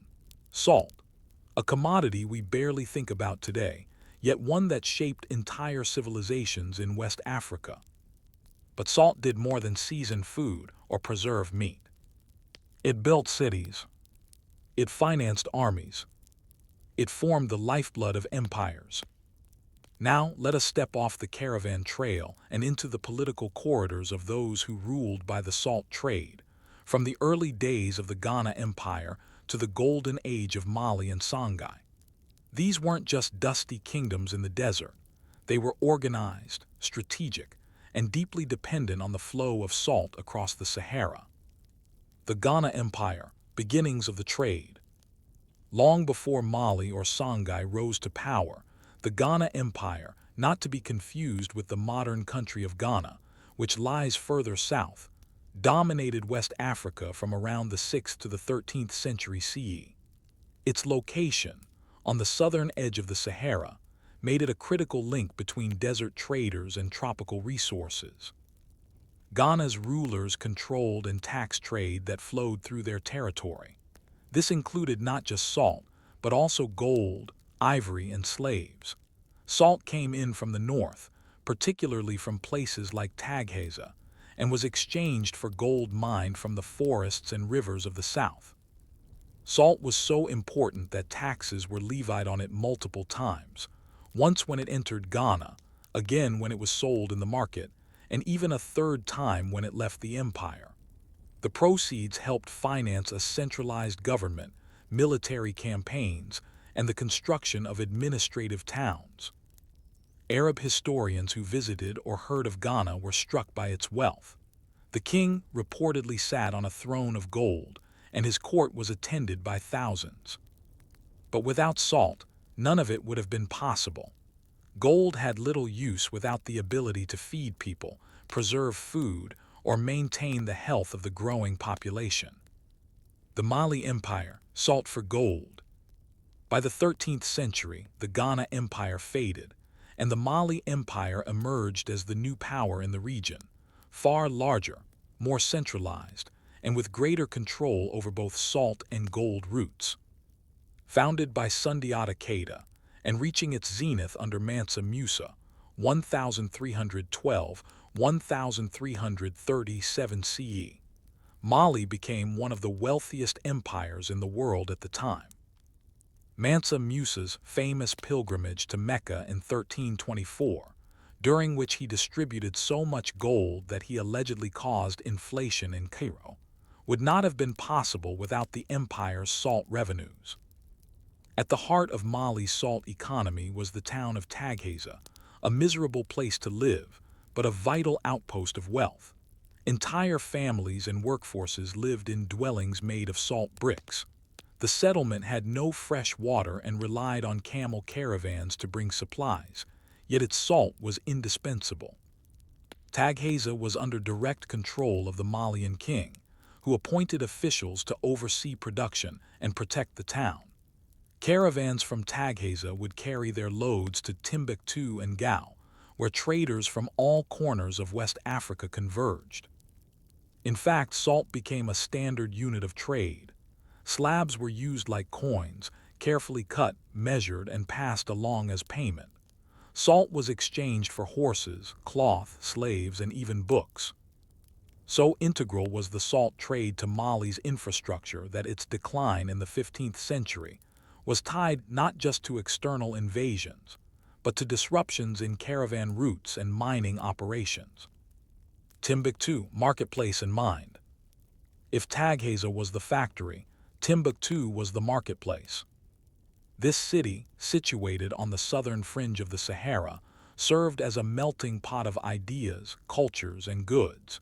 It was the meeting place of Berber traders from the north, Mande merchants from the south, and Arab scholars from the east. Salt arrived on camelback and was stored in large, open-air markets. From there, it was sold to regional traders and carried by river to smaller towns. But Timbuktu wasn't just a salt depot. It was a center of Islamic learning, boasting institutions like the Sankore University, where students studied law, theology, astronomy, and medicine. Salt financed it all. The libraries, the schools, the scribes, many were supported by taxes levied on trade. In this way, the silent march of camels across the dunes paid for poetry and philosophy. Salt, boring and brittle as it was, became the foundation of culture. Songhai Empire, the last guardians. After Mali declined, the Songhai Empire rose in its place during the 15th and 16th centuries. Songhai inherited and expanded the caravan system. Under kings like Sani Ali and Askia Mohammed, it seized control of Gao, Timbuktu, and eventually Taghaza itself. Songhai's government was highly bureaucratic, with detailed records kept of salt inventories, tax rates, and trade transactions.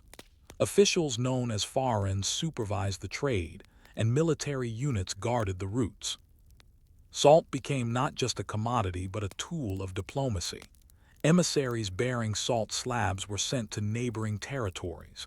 Tribute was demanded in salt. Military salaries were partially paid in salt. Salt had become so deeply entrenched in statecraft that its loss signaled decline. When Morocco invaded Songhai in 1591 and seized control of Taghaza, the empire's economy collapsed.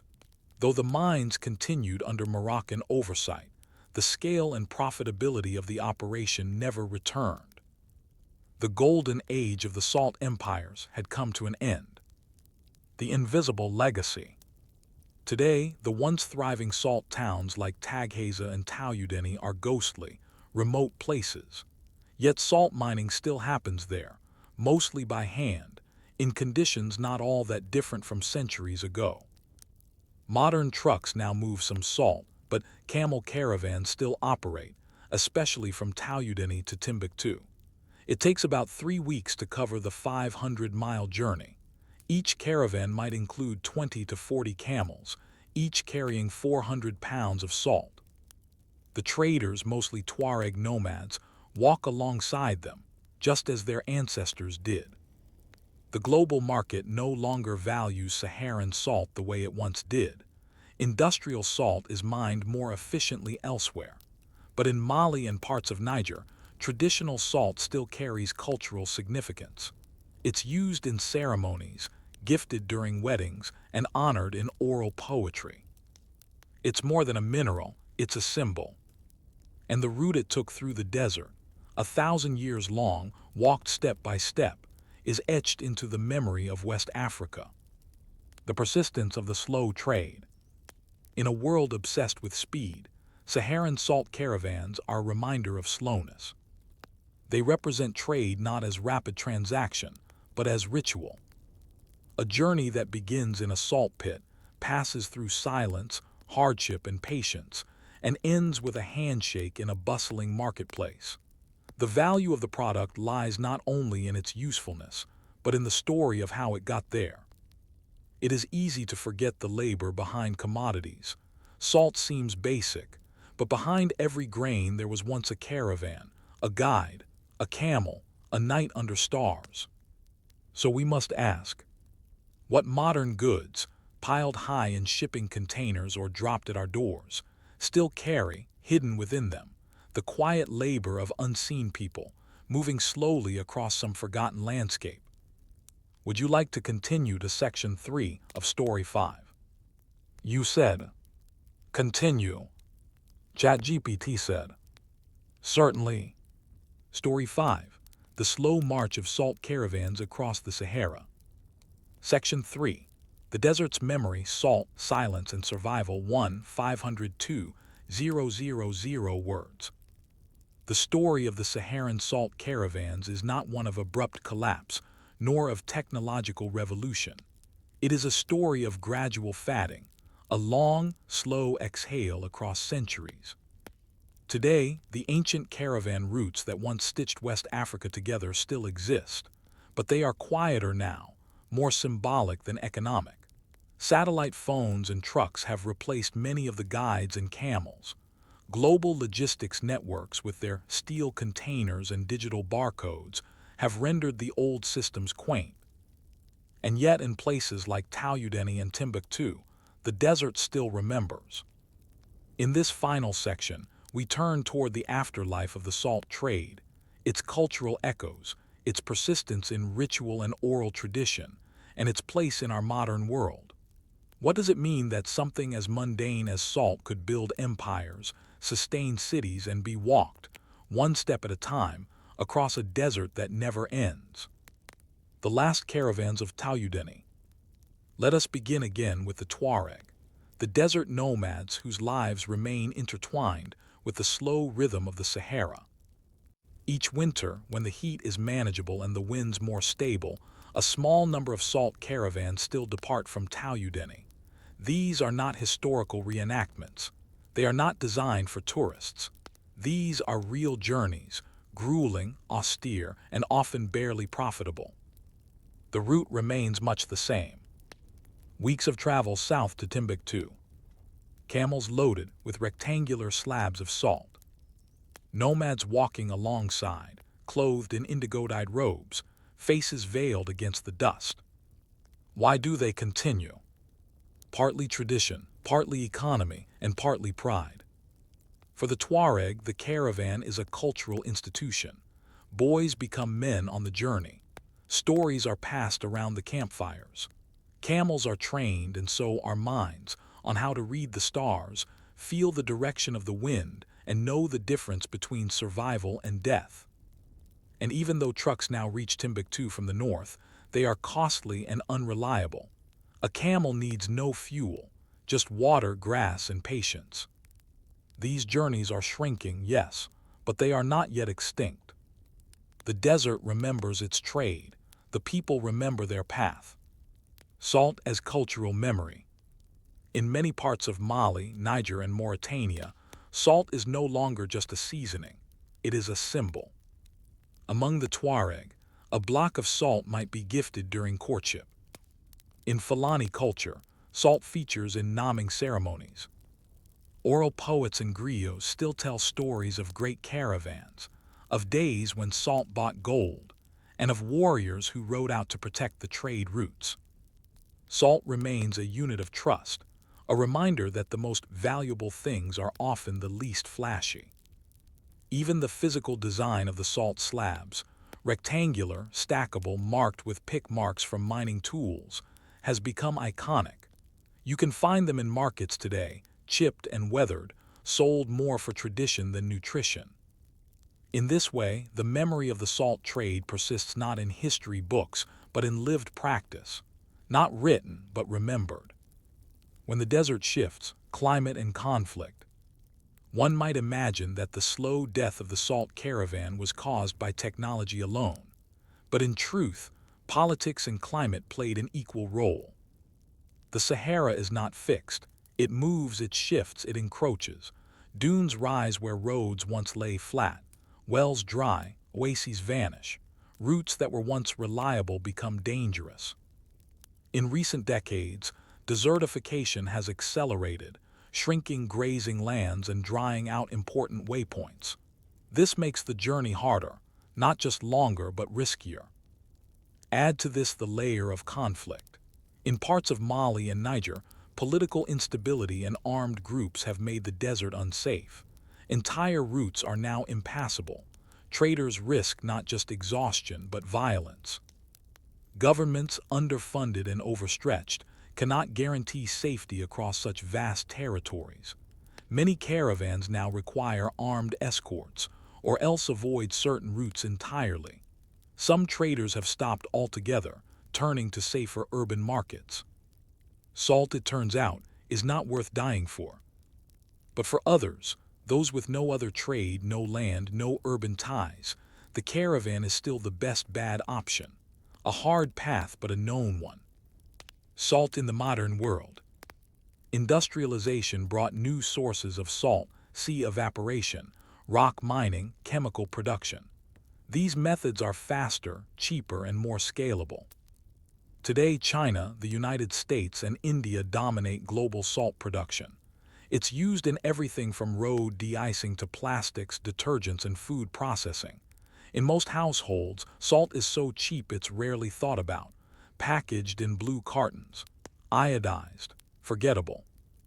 And yet, somewhere in the desert, a camel still walks. A trader still ties slabs with rope. A sunburned hand still touches the face of the wind to know which direction to walk. It's tempting to see this as romantic, but it's not. It's economic, it's survival, and it's the endurance of a system so finely tuned over centuries that, even now, with the world changed around it, it refuses to vanish entirely. What the salt caravan teaches us. There are many ways to view the salt caravan. As a story of trade, as a story of survival, as a story of slowness in a world that now prizes speed. But perhaps most of all, it is a story of infrastructure without roads, of commerce without borders, of logistics before engines. It asks us to remember that for most of human history, trade was not about speed or convenience. It was about endurance. You didn't click and wait for a delivery. You walked, with your goods strapped to an animal's back, through danger and discomfort, hoping that what you carried would reach those who needed it. This model of economy, boring, slow, inefficient by modern standards, was also incredibly resilient. Empires fell, but the salt moved on. Wars erupted, but the caravans waited, then resumed. Droughts came, and still, someone walked the route again. And so, the salt caravan becomes more than just a footnote. It is a metaphor. A reminder that sometimes, the things that matter most move the slowest. And that behind every simple commodity, there may lie a world of sand, silence, and centuries. One final step in the sand. Imagine for a moment the final day of a caravan's journey. The skyline of Timbuktu begins to shimmer in the heat. The camels grunt as they approach the city gates. Traders untie the slabs. Children run to greet the animals. Merchants haggle. Tea is prepared. And just like that, the silence of the desert gives way to the noise of civilization. But out there on the trail, in the fatting footprints of the last camel, the desert still remembers. And we ask, what stories are being walked right now, slowly and invisibly, across the forgotten corners of our world, stories that may one day disappear unless we choose to remember them? Would you like to continue to Story 6, The Life and Puzzles of the Chinese Imperial Examination System, Section 1? You said, continue. ChatGPT said, certainly. Story 6, The Life and Puzzles of the Chinese Imperial Examination System. Section 1, A Desk, an Inkstone, and a Dream. 1,502,000 words. In the dead of night, a boy kneels beside a small oil lamp, carefully grinding ink on a slate stone. His fingers are blistered, his eyes are weary, but he presses on, reciting passages from the Analects of Confucius, copying characters with precision, and memorizing essays that he may one day need to reproduce by heart. Outside, the winds of Tang Dynasty China rustle through bamboo groves. But inside this humble cottage, time is fixed, locked into the rhythm of repetition, recitation, and aspiration. He is preparing for the imperial examination, the most powerful and punishing, merit-based bureaucracy the world had ever known. This system, formalized over 1,300 years ago, shaped China's governance for centuries. It determined who could rise through the ranks, who could serve in government, and who could change their destiny. But it was also deeply boring, notoriously so. The exams focused not on innovation, but on rote memorization of ancient texts. Candidates studied for decades to face a test that might last several days, locked inside a small cell with nothing but ink, paper, and their minds. And yet, generation after generation, millions of young men subjected themselves to this grueling ordeal. Why? Because success in the examination system offered the only ladder out of poverty and into power. Let us open the paper screen of history and step inside this relentless machine of merit, memory, and monotony. The origins of a bureaucratic dream. The idea of a merit-based civil service is not new, but nowhere was it institutionalized so thoroughly or for so long as in Imperial China. The roots of the imperial examination system, Chinese letter, Keju, date back to the Han Dynasty, 206 BCE, 220 CE.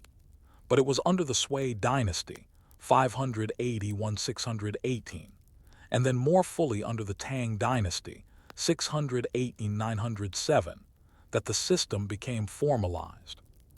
The goal was deceptively simple: to select capable administrators based on intellect and moral character, rather than birthright or military power. This was revolutionary.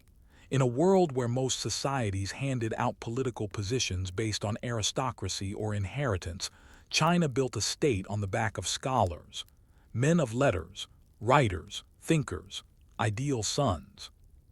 In practice, however, the system was neither easy nor fair. It was backbreaking, arcane, and so mentally demanding that some candidates went mad from study.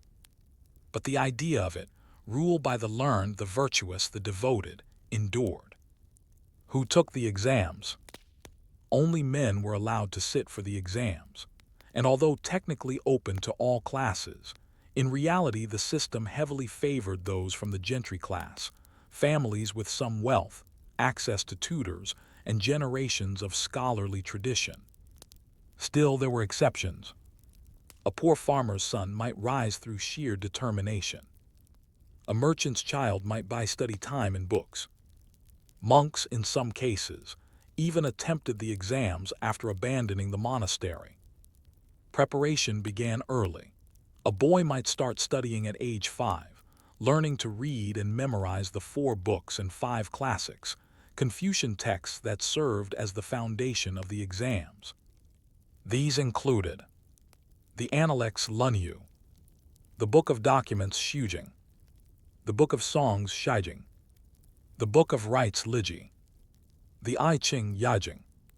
Some boys could recite entire books by age 10. By adolescence, They were writing essays in strict, stylized formats, especially the infamous eight-legged essay, Baguan, which dictated structure so rigidly that creativity was essentially eliminated. And yet, mastery of this form was considered a sign of discipline and virtue, exactly what the state wanted in its bureaucrats. The exam process, layers of pain.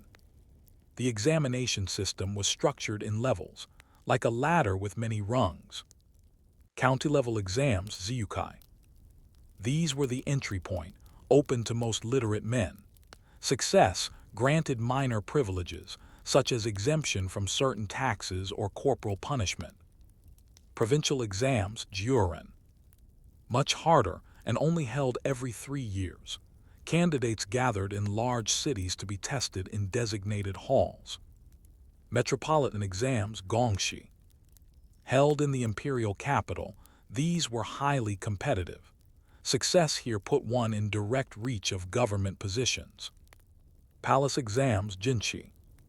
The final test, graded by the emperor himself. Passing this earned the coveted Jinshi degree, equivalent to a doctoral title. Jinshi were eligible for high-ranking administrative posts. The exams themselves were ordeals. Candidates were locked into small cubicles, barely large enough to lie down for 3 to 5 days. They brought their own food, ink, brushes, and bedding. Guards patrolled the halls. Cheating was severely punished, sometimes with execution. Topics were drawn from Confucian philosophy, statecraft, poetry, ethics, and occasionally even legal case studies. But always, the emphasis was on memorization, precise reproduction, and moral alignment with Confucian ideals. No original thought, no political theory, just the right answer delivered in the right form in the right style. Boredom as virtue. It's hard to overstate how tedious this process was. The ideal bureaucrat was not a revolutionary nor a visionary, but a man of restraint, of quiet perseverance, of obedience to tradition. Even the content of the exams discouraged passion. Essays were expected to avoid emotion or bold opinion. The best writers were those who disappeared behind their words, showing command of text but little of themselves. To modern eyes, this may seem stifling, but to the imperial state it was brilliant. Such men were unlikely to rebel. They respected hierarchy. They believed in order, harmony, and moral duty. In a sense, the boringness of the exam was its greatest asset. It was a filter, weeding out the impulsive, the impatient, the imaginative, leaving behind only the dedicated. It asked not, "Are you clever?" but "Can you sit still, grind ink, and repeat this system for 20 years without losing faith?" And for those who passed, the reward was immense. The prize, office, honor, and obligation. Success in the examination system conferred not just employment, but status. A Jinshi degree could elevate an entire family. Ancestors were honored in new shrines. Marriages were arranged into higher status families. Sons and nephews received better education. Whole lineages were lifted. Bureaucrats were often stationed far from home, sent to provinces where they might govern, audit taxes, conduct legal reviews, or administer justice. Their loyalty was to the state, not to local clans or warlords. This made China's bureaucracy uniquely centralized and cohesive, even across vast distances. And yet success brought burdens too. A Jinshi was expected to embody moral perfection. Corruption, scandal, or laziness could destroy his reputation, and that of his entire family. Many lived austere lives, even after promotion, and spent their careers defending the Confucian order in far-flung corners of the empire. Still, for millions of boys, year after year, the examination remained the only dream worth chasing. A scholar's lonely path. In Chinese, there's an old saying: Chinese letter, Chinese letter, Chinese letter, Chinese letter, Chinese letter, Chinese letter, Chinese letter, Chinese letter, Chinese letter, Chinese letter, Chinese letter, Chinese letter, Chinese letter, Chinese letter. For 10 years, you study alone by a cold window. Then in one day, you become famous across the land. This was the paradox of the system. It demanded solitude, sacrifice, and submission, but for those who endured, it offered immortality. Poets, officials, even emperors praised the examination as the great equalizer, the path by which talent could rise above birth. And yet, as we pause at the end of this first section, watching a young scholar scribble lines of verse in candlelight, we are left with a question. What did China lose in building a system that so carefully filtered out creativity in favor of repetition? And could a society thrive on discipline alone? Would you like to continue to section 2 of story 6? You said, continue. ChatGPT said, certainly. Story 6, the life and puzzles of the Chinese imperial examination system. Section 2, paper walls and bureaucratic dreams. Inside the testing machine, 502,000 words. Picture a sea of small cubicles, row after row, stretching out across a vast courtyard, each one made of brick or bamboo, just large enough for one man to sit, write, and sleep. No roof, no cushion, no distraction. Now picture each cubicle occupied by a man, sometimes a boy no older than 15, sometimes a graying veteran of repeated attempts, hunched over inkstone and paper, trying not to smudge the careful characters that might change the course of his family's future. This was not prison. It was the examination compound, and for centuries it was the place where dreams of social mobility were either fulfilled or crushed. In this section, we step deeper into the mechanisms of the imperial examination system. How were exams organized? What was tested? Who did the testing, and how corrupt or fair was it? And in the heart of it all, what kept millions of men coming back, again and again, to submit themselves to one of the most tedious and difficult rituals ever created? Exam day, the ordeal begins. By the time a scholar sat for the provincial level exams, he had already studied for 10 to 15 years. For the higher level exams, metropolitan or palace level, preparation might span decades. On the day of the test, candidates lined up in front of massive gates. Their belongings were inspected. All writing materials, food, bedding, and even chamber pots were brought in and checked for hidden notes or cheat sheets. Once inside, each man was assigned a cell, sometimes barely 3 feet wide by 6 feet long. He could not leave until the examination was over, 3 days and 2 nights. The exam officials passed out sealed prompts. These were often poetic lines or quotes from the Confucian canon that needed to be interpreted, expanded, and analyzed according to strict rules. There was no multiple choice, no true or false. Just the brush, the paper, and the mind. The 8-legged essay, a study in restriction. At the core of the exam system was the notorious 8-legged essay Baguan, which became dominant during the Ming 1368–1644 and Qing 1644–1912 dynasties.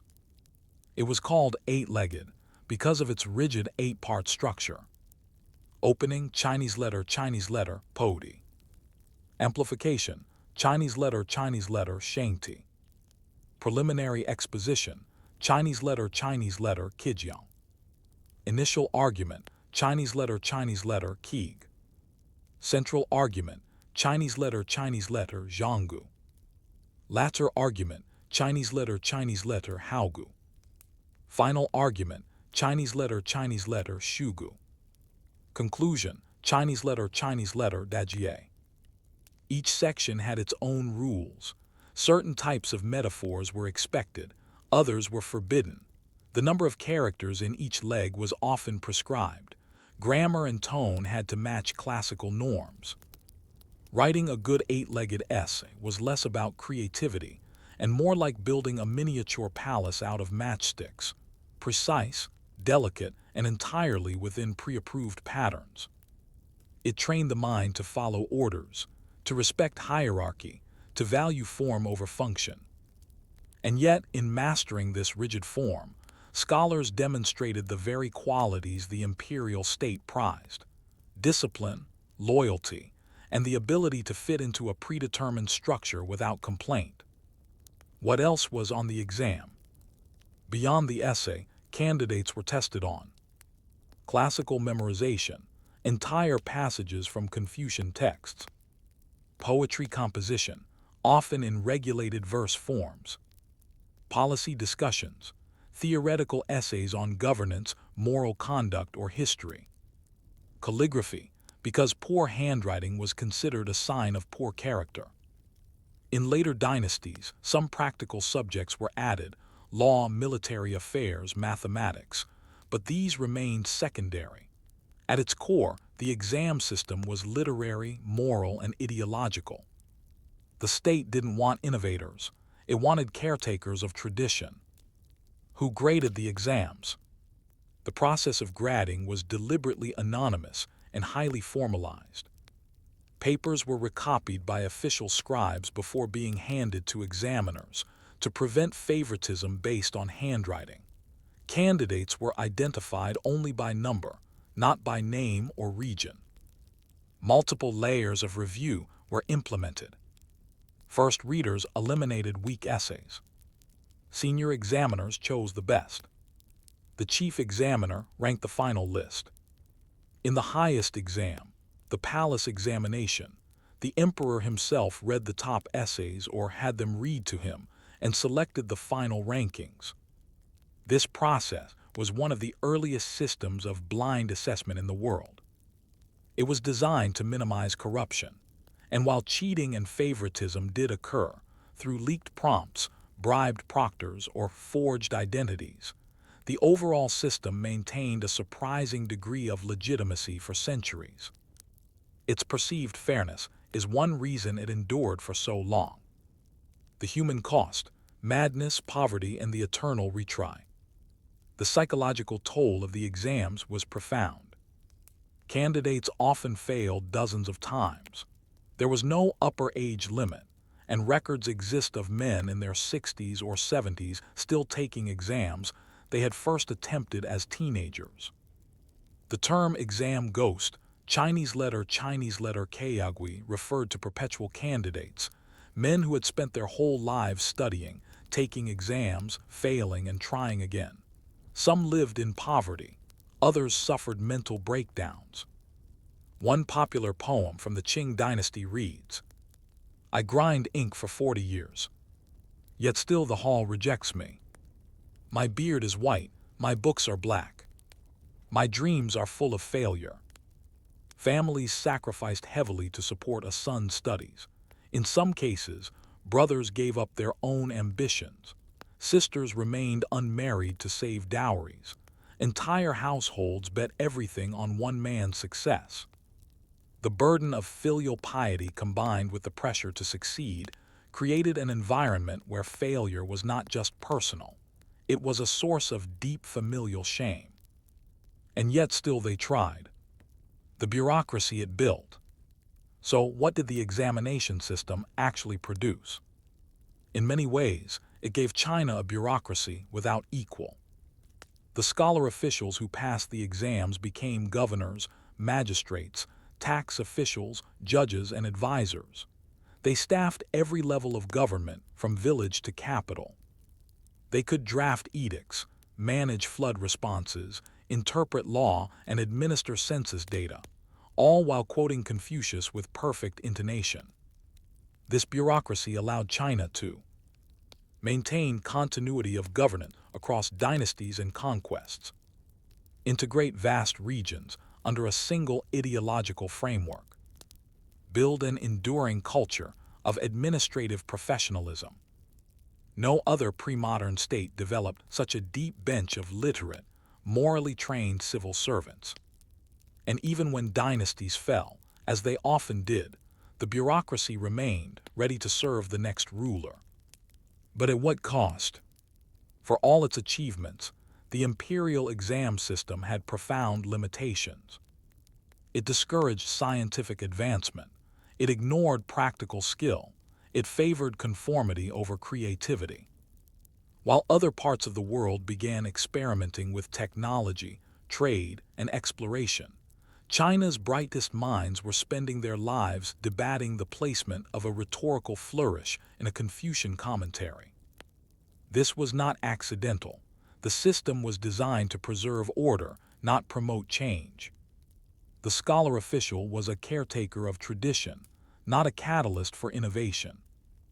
And so, as the world began to modernize in the 18th and 19th centuries, China found itself with a bureaucracy of brilliant writers, but few engineers, scientists, or entrepreneurs. Was the price of stability a loss of progress? The end in sight. By the mid-19th century, the cracks were showing.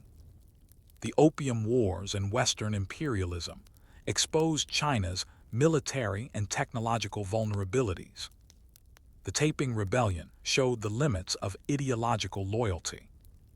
Reformers within the court began to question whether a state built on essays could survive the modern world. And so, after nearly 1,300 years, the imperial exam system was abolished in 1905, during the waning years of the Qing dynasty. It was replaced by a modern school system, one that, in theory, embraced science, engineering, and the Western model of education. But the legacy of the exams, of merit, sacrifice, and literary precision, remained. As we close this section, we are left with a paradox. The imperial examination system built one of the most enduring bureaucracies in world history. It upheld Confucian values, provided social mobility, and gave China a unified elite. But it also excluded women, crushed originality, and slowed modernization. And so we must ask, is a system that prizes order over innovation sustainable in the long run? Or is change the true test that no exam can prepare us for? Would you like to continue to Section 3 of Story 6? You said, continue. ChatGPT said, certainly. Story 6, The Life and Puzzles of the Chinese Imperial Examination System. Section 3, After the Final Essay, Legacy, Loss, and the Modern Rebirth of Merit. 1, 502,000 words. The year is 1905. In the twilight of the Qing dynasty, under pressure from foreign powers and internal reformers, the imperial court declares an end to the Keju, the civil service examination system that had defined China's governance for over a millennium. There is no public mourning, no processional, no rituals, just a bureaucratic edict. And with that, the entire framework that had shaped the dreams, education, and identity of millions simply vanishes. Across the empire, scholars put away their inkstones. Families who had invested everything in preparing sons for the exams are left directionless. The examination halls, once hives of ambition, fall into disrepair. Some become schools, others are abandoned. And yet, the legacy of the examination system is far from over. In this final section, we explore what happened after the Keju disappeared. How did it shape modern China and the world? What remained, what was lost, and what crept back in under new names and forms? This is the story of how a boring institution carved the deepest grooves in Chinese history, and how even in death, it never truly left. The end of the old order. The abolition of the imperial exams was not just an educational reform. It marked the collapse of a cultural paradigm.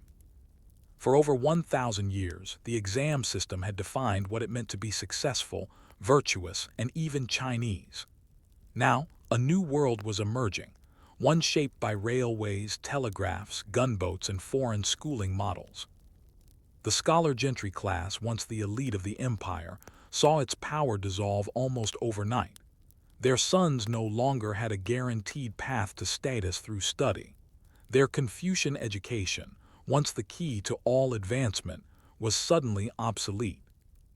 Many turned to modern schools, sending their children abroad or to new Western-style institutions like Tianjin University and Peking University, which taught subjects like mathematics, engineering, and international law. Some adapted, others resisted. A few even joined revolutionary movements, their deep study of history and governance transforming into critiques of the very system that had trained them. A bureaucratic ghost in a modern world. Although the Keju was dead, its influence endured in subtler ways. Meritocracy as an ideal. The idea that the state should select its leaders through education and moral discipline remained powerful. Even after the fall of the Qing, new governments, Republican, Communist, and modern, embraced the principle that talent, not birthright, should determine office. National examinations return. By the mid-20th century, China reinstated national standardized exams, including the Gaokao, the college entrance exam that still exists today. It's widely seen as the modern descendant of the Keju, a high-stakes test that determines access to opportunity. Cultural memory. The image of the dedicated scholar, hunched over books, persists in Chinese literature, cinema, and family life. The word jinshi still carries connotations of elite achievement, even though the degree has not been awarded in over a century. And globally, the influence of the examination system stretched beyond China. Exporting the exam, East Asia's shared bureaucratic DNA.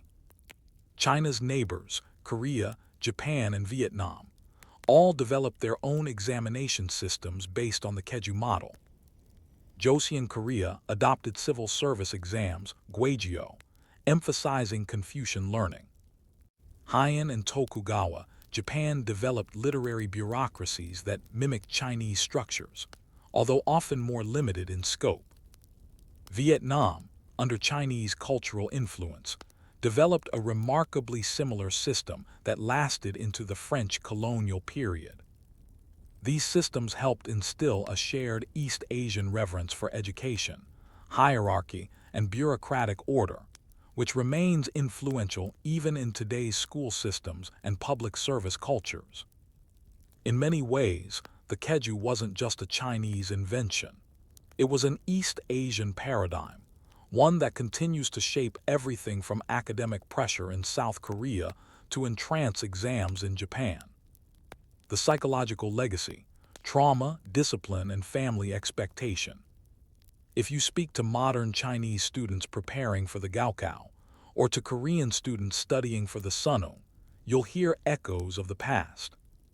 The hours, the memorization, the sacrifice. Parents still hang ancestral portraits over desks. Children still rise before dawn to study classical texts. Teachers still invoke the discipline of the old scholars. The same phrases are whispered. Chinese letter, Chinese letter, Chinese letter, Chinese letter, Chinese letter, Chinese letter. Only bitter study leads to success. In this way, the imperial examination system left not only an institutional imprint, but a psychological and emotional one. It created a culture of academic self-denial, where worth is measured by endurance more than creativity. While this has produced generations of disciplined thinkers, it has also contributed to anxiety, burnout, and a narrow definition of intelligence. Could it be that a system designed to reward virtue eventually became a source of suffering? The examination halls today. Many of the old examination compounds still exist. Some have become tourist sites. Others are preserved as museums. In Nanjing, the old Jiangnan Examination Hall, once the largest in China, has rows of reconstructed testing cubicles, along with artifacts, inkstones, brushes, cheat sheets hidden in fans and clothing, faded exam essays. Visitors walk among these relics and marvel at how small the spaces were, how precise the writing, how high the stakes. A recurring question among visitors, both Chinese and foreign, is, could I have passed? Perhaps the better question is, would I have wanted to? A reflection, what does a society value? The imperial examination system reveals more than just a method of selecting officials. It reveals a civilization's core values. The emphasis on memorization reflects a belief in stability through tradition. The structure of the eight-legged essay reflects a belief in hierarchy and order. The sacrifices made by families reflect a belief in collective mobility and moral worth. In a world increasingly obsessed with innovation and disruption, there is something deeply foreign and deeply admirable about a system that aimed to cultivate not charisma but character. Still, as China and the world move into a future of artificial intelligence, rapid change, and creative economies, the legacy of Keju raises an old but urgent question. Can a society built on memorization adapt to a world that rewards imagination? Final thoughts, ink on the water. In a famous Chinese folktale, a young man studies for the exams for 20 years, finally passes, and is sent to govern a distant province. But when he arrives, he sees that the people are starving, the officials are corrupt, and the land is dying. All his books had not prepared him for this. He weeps, realizing that real wisdom is not in words but in deeds. And so, he returns his official seal, leaves his post, and becomes a wandering teacher. The story is apocryphal, but the message endures. The imperial examination system trained generations of brilliant minds. It built a nation. It preserved culture. But in the end, even the best system is only as good as what it produces. In the swirling ink of a brush, on the fragile paper of an exam sheet, millions of Chinese men poured their futures and their fears.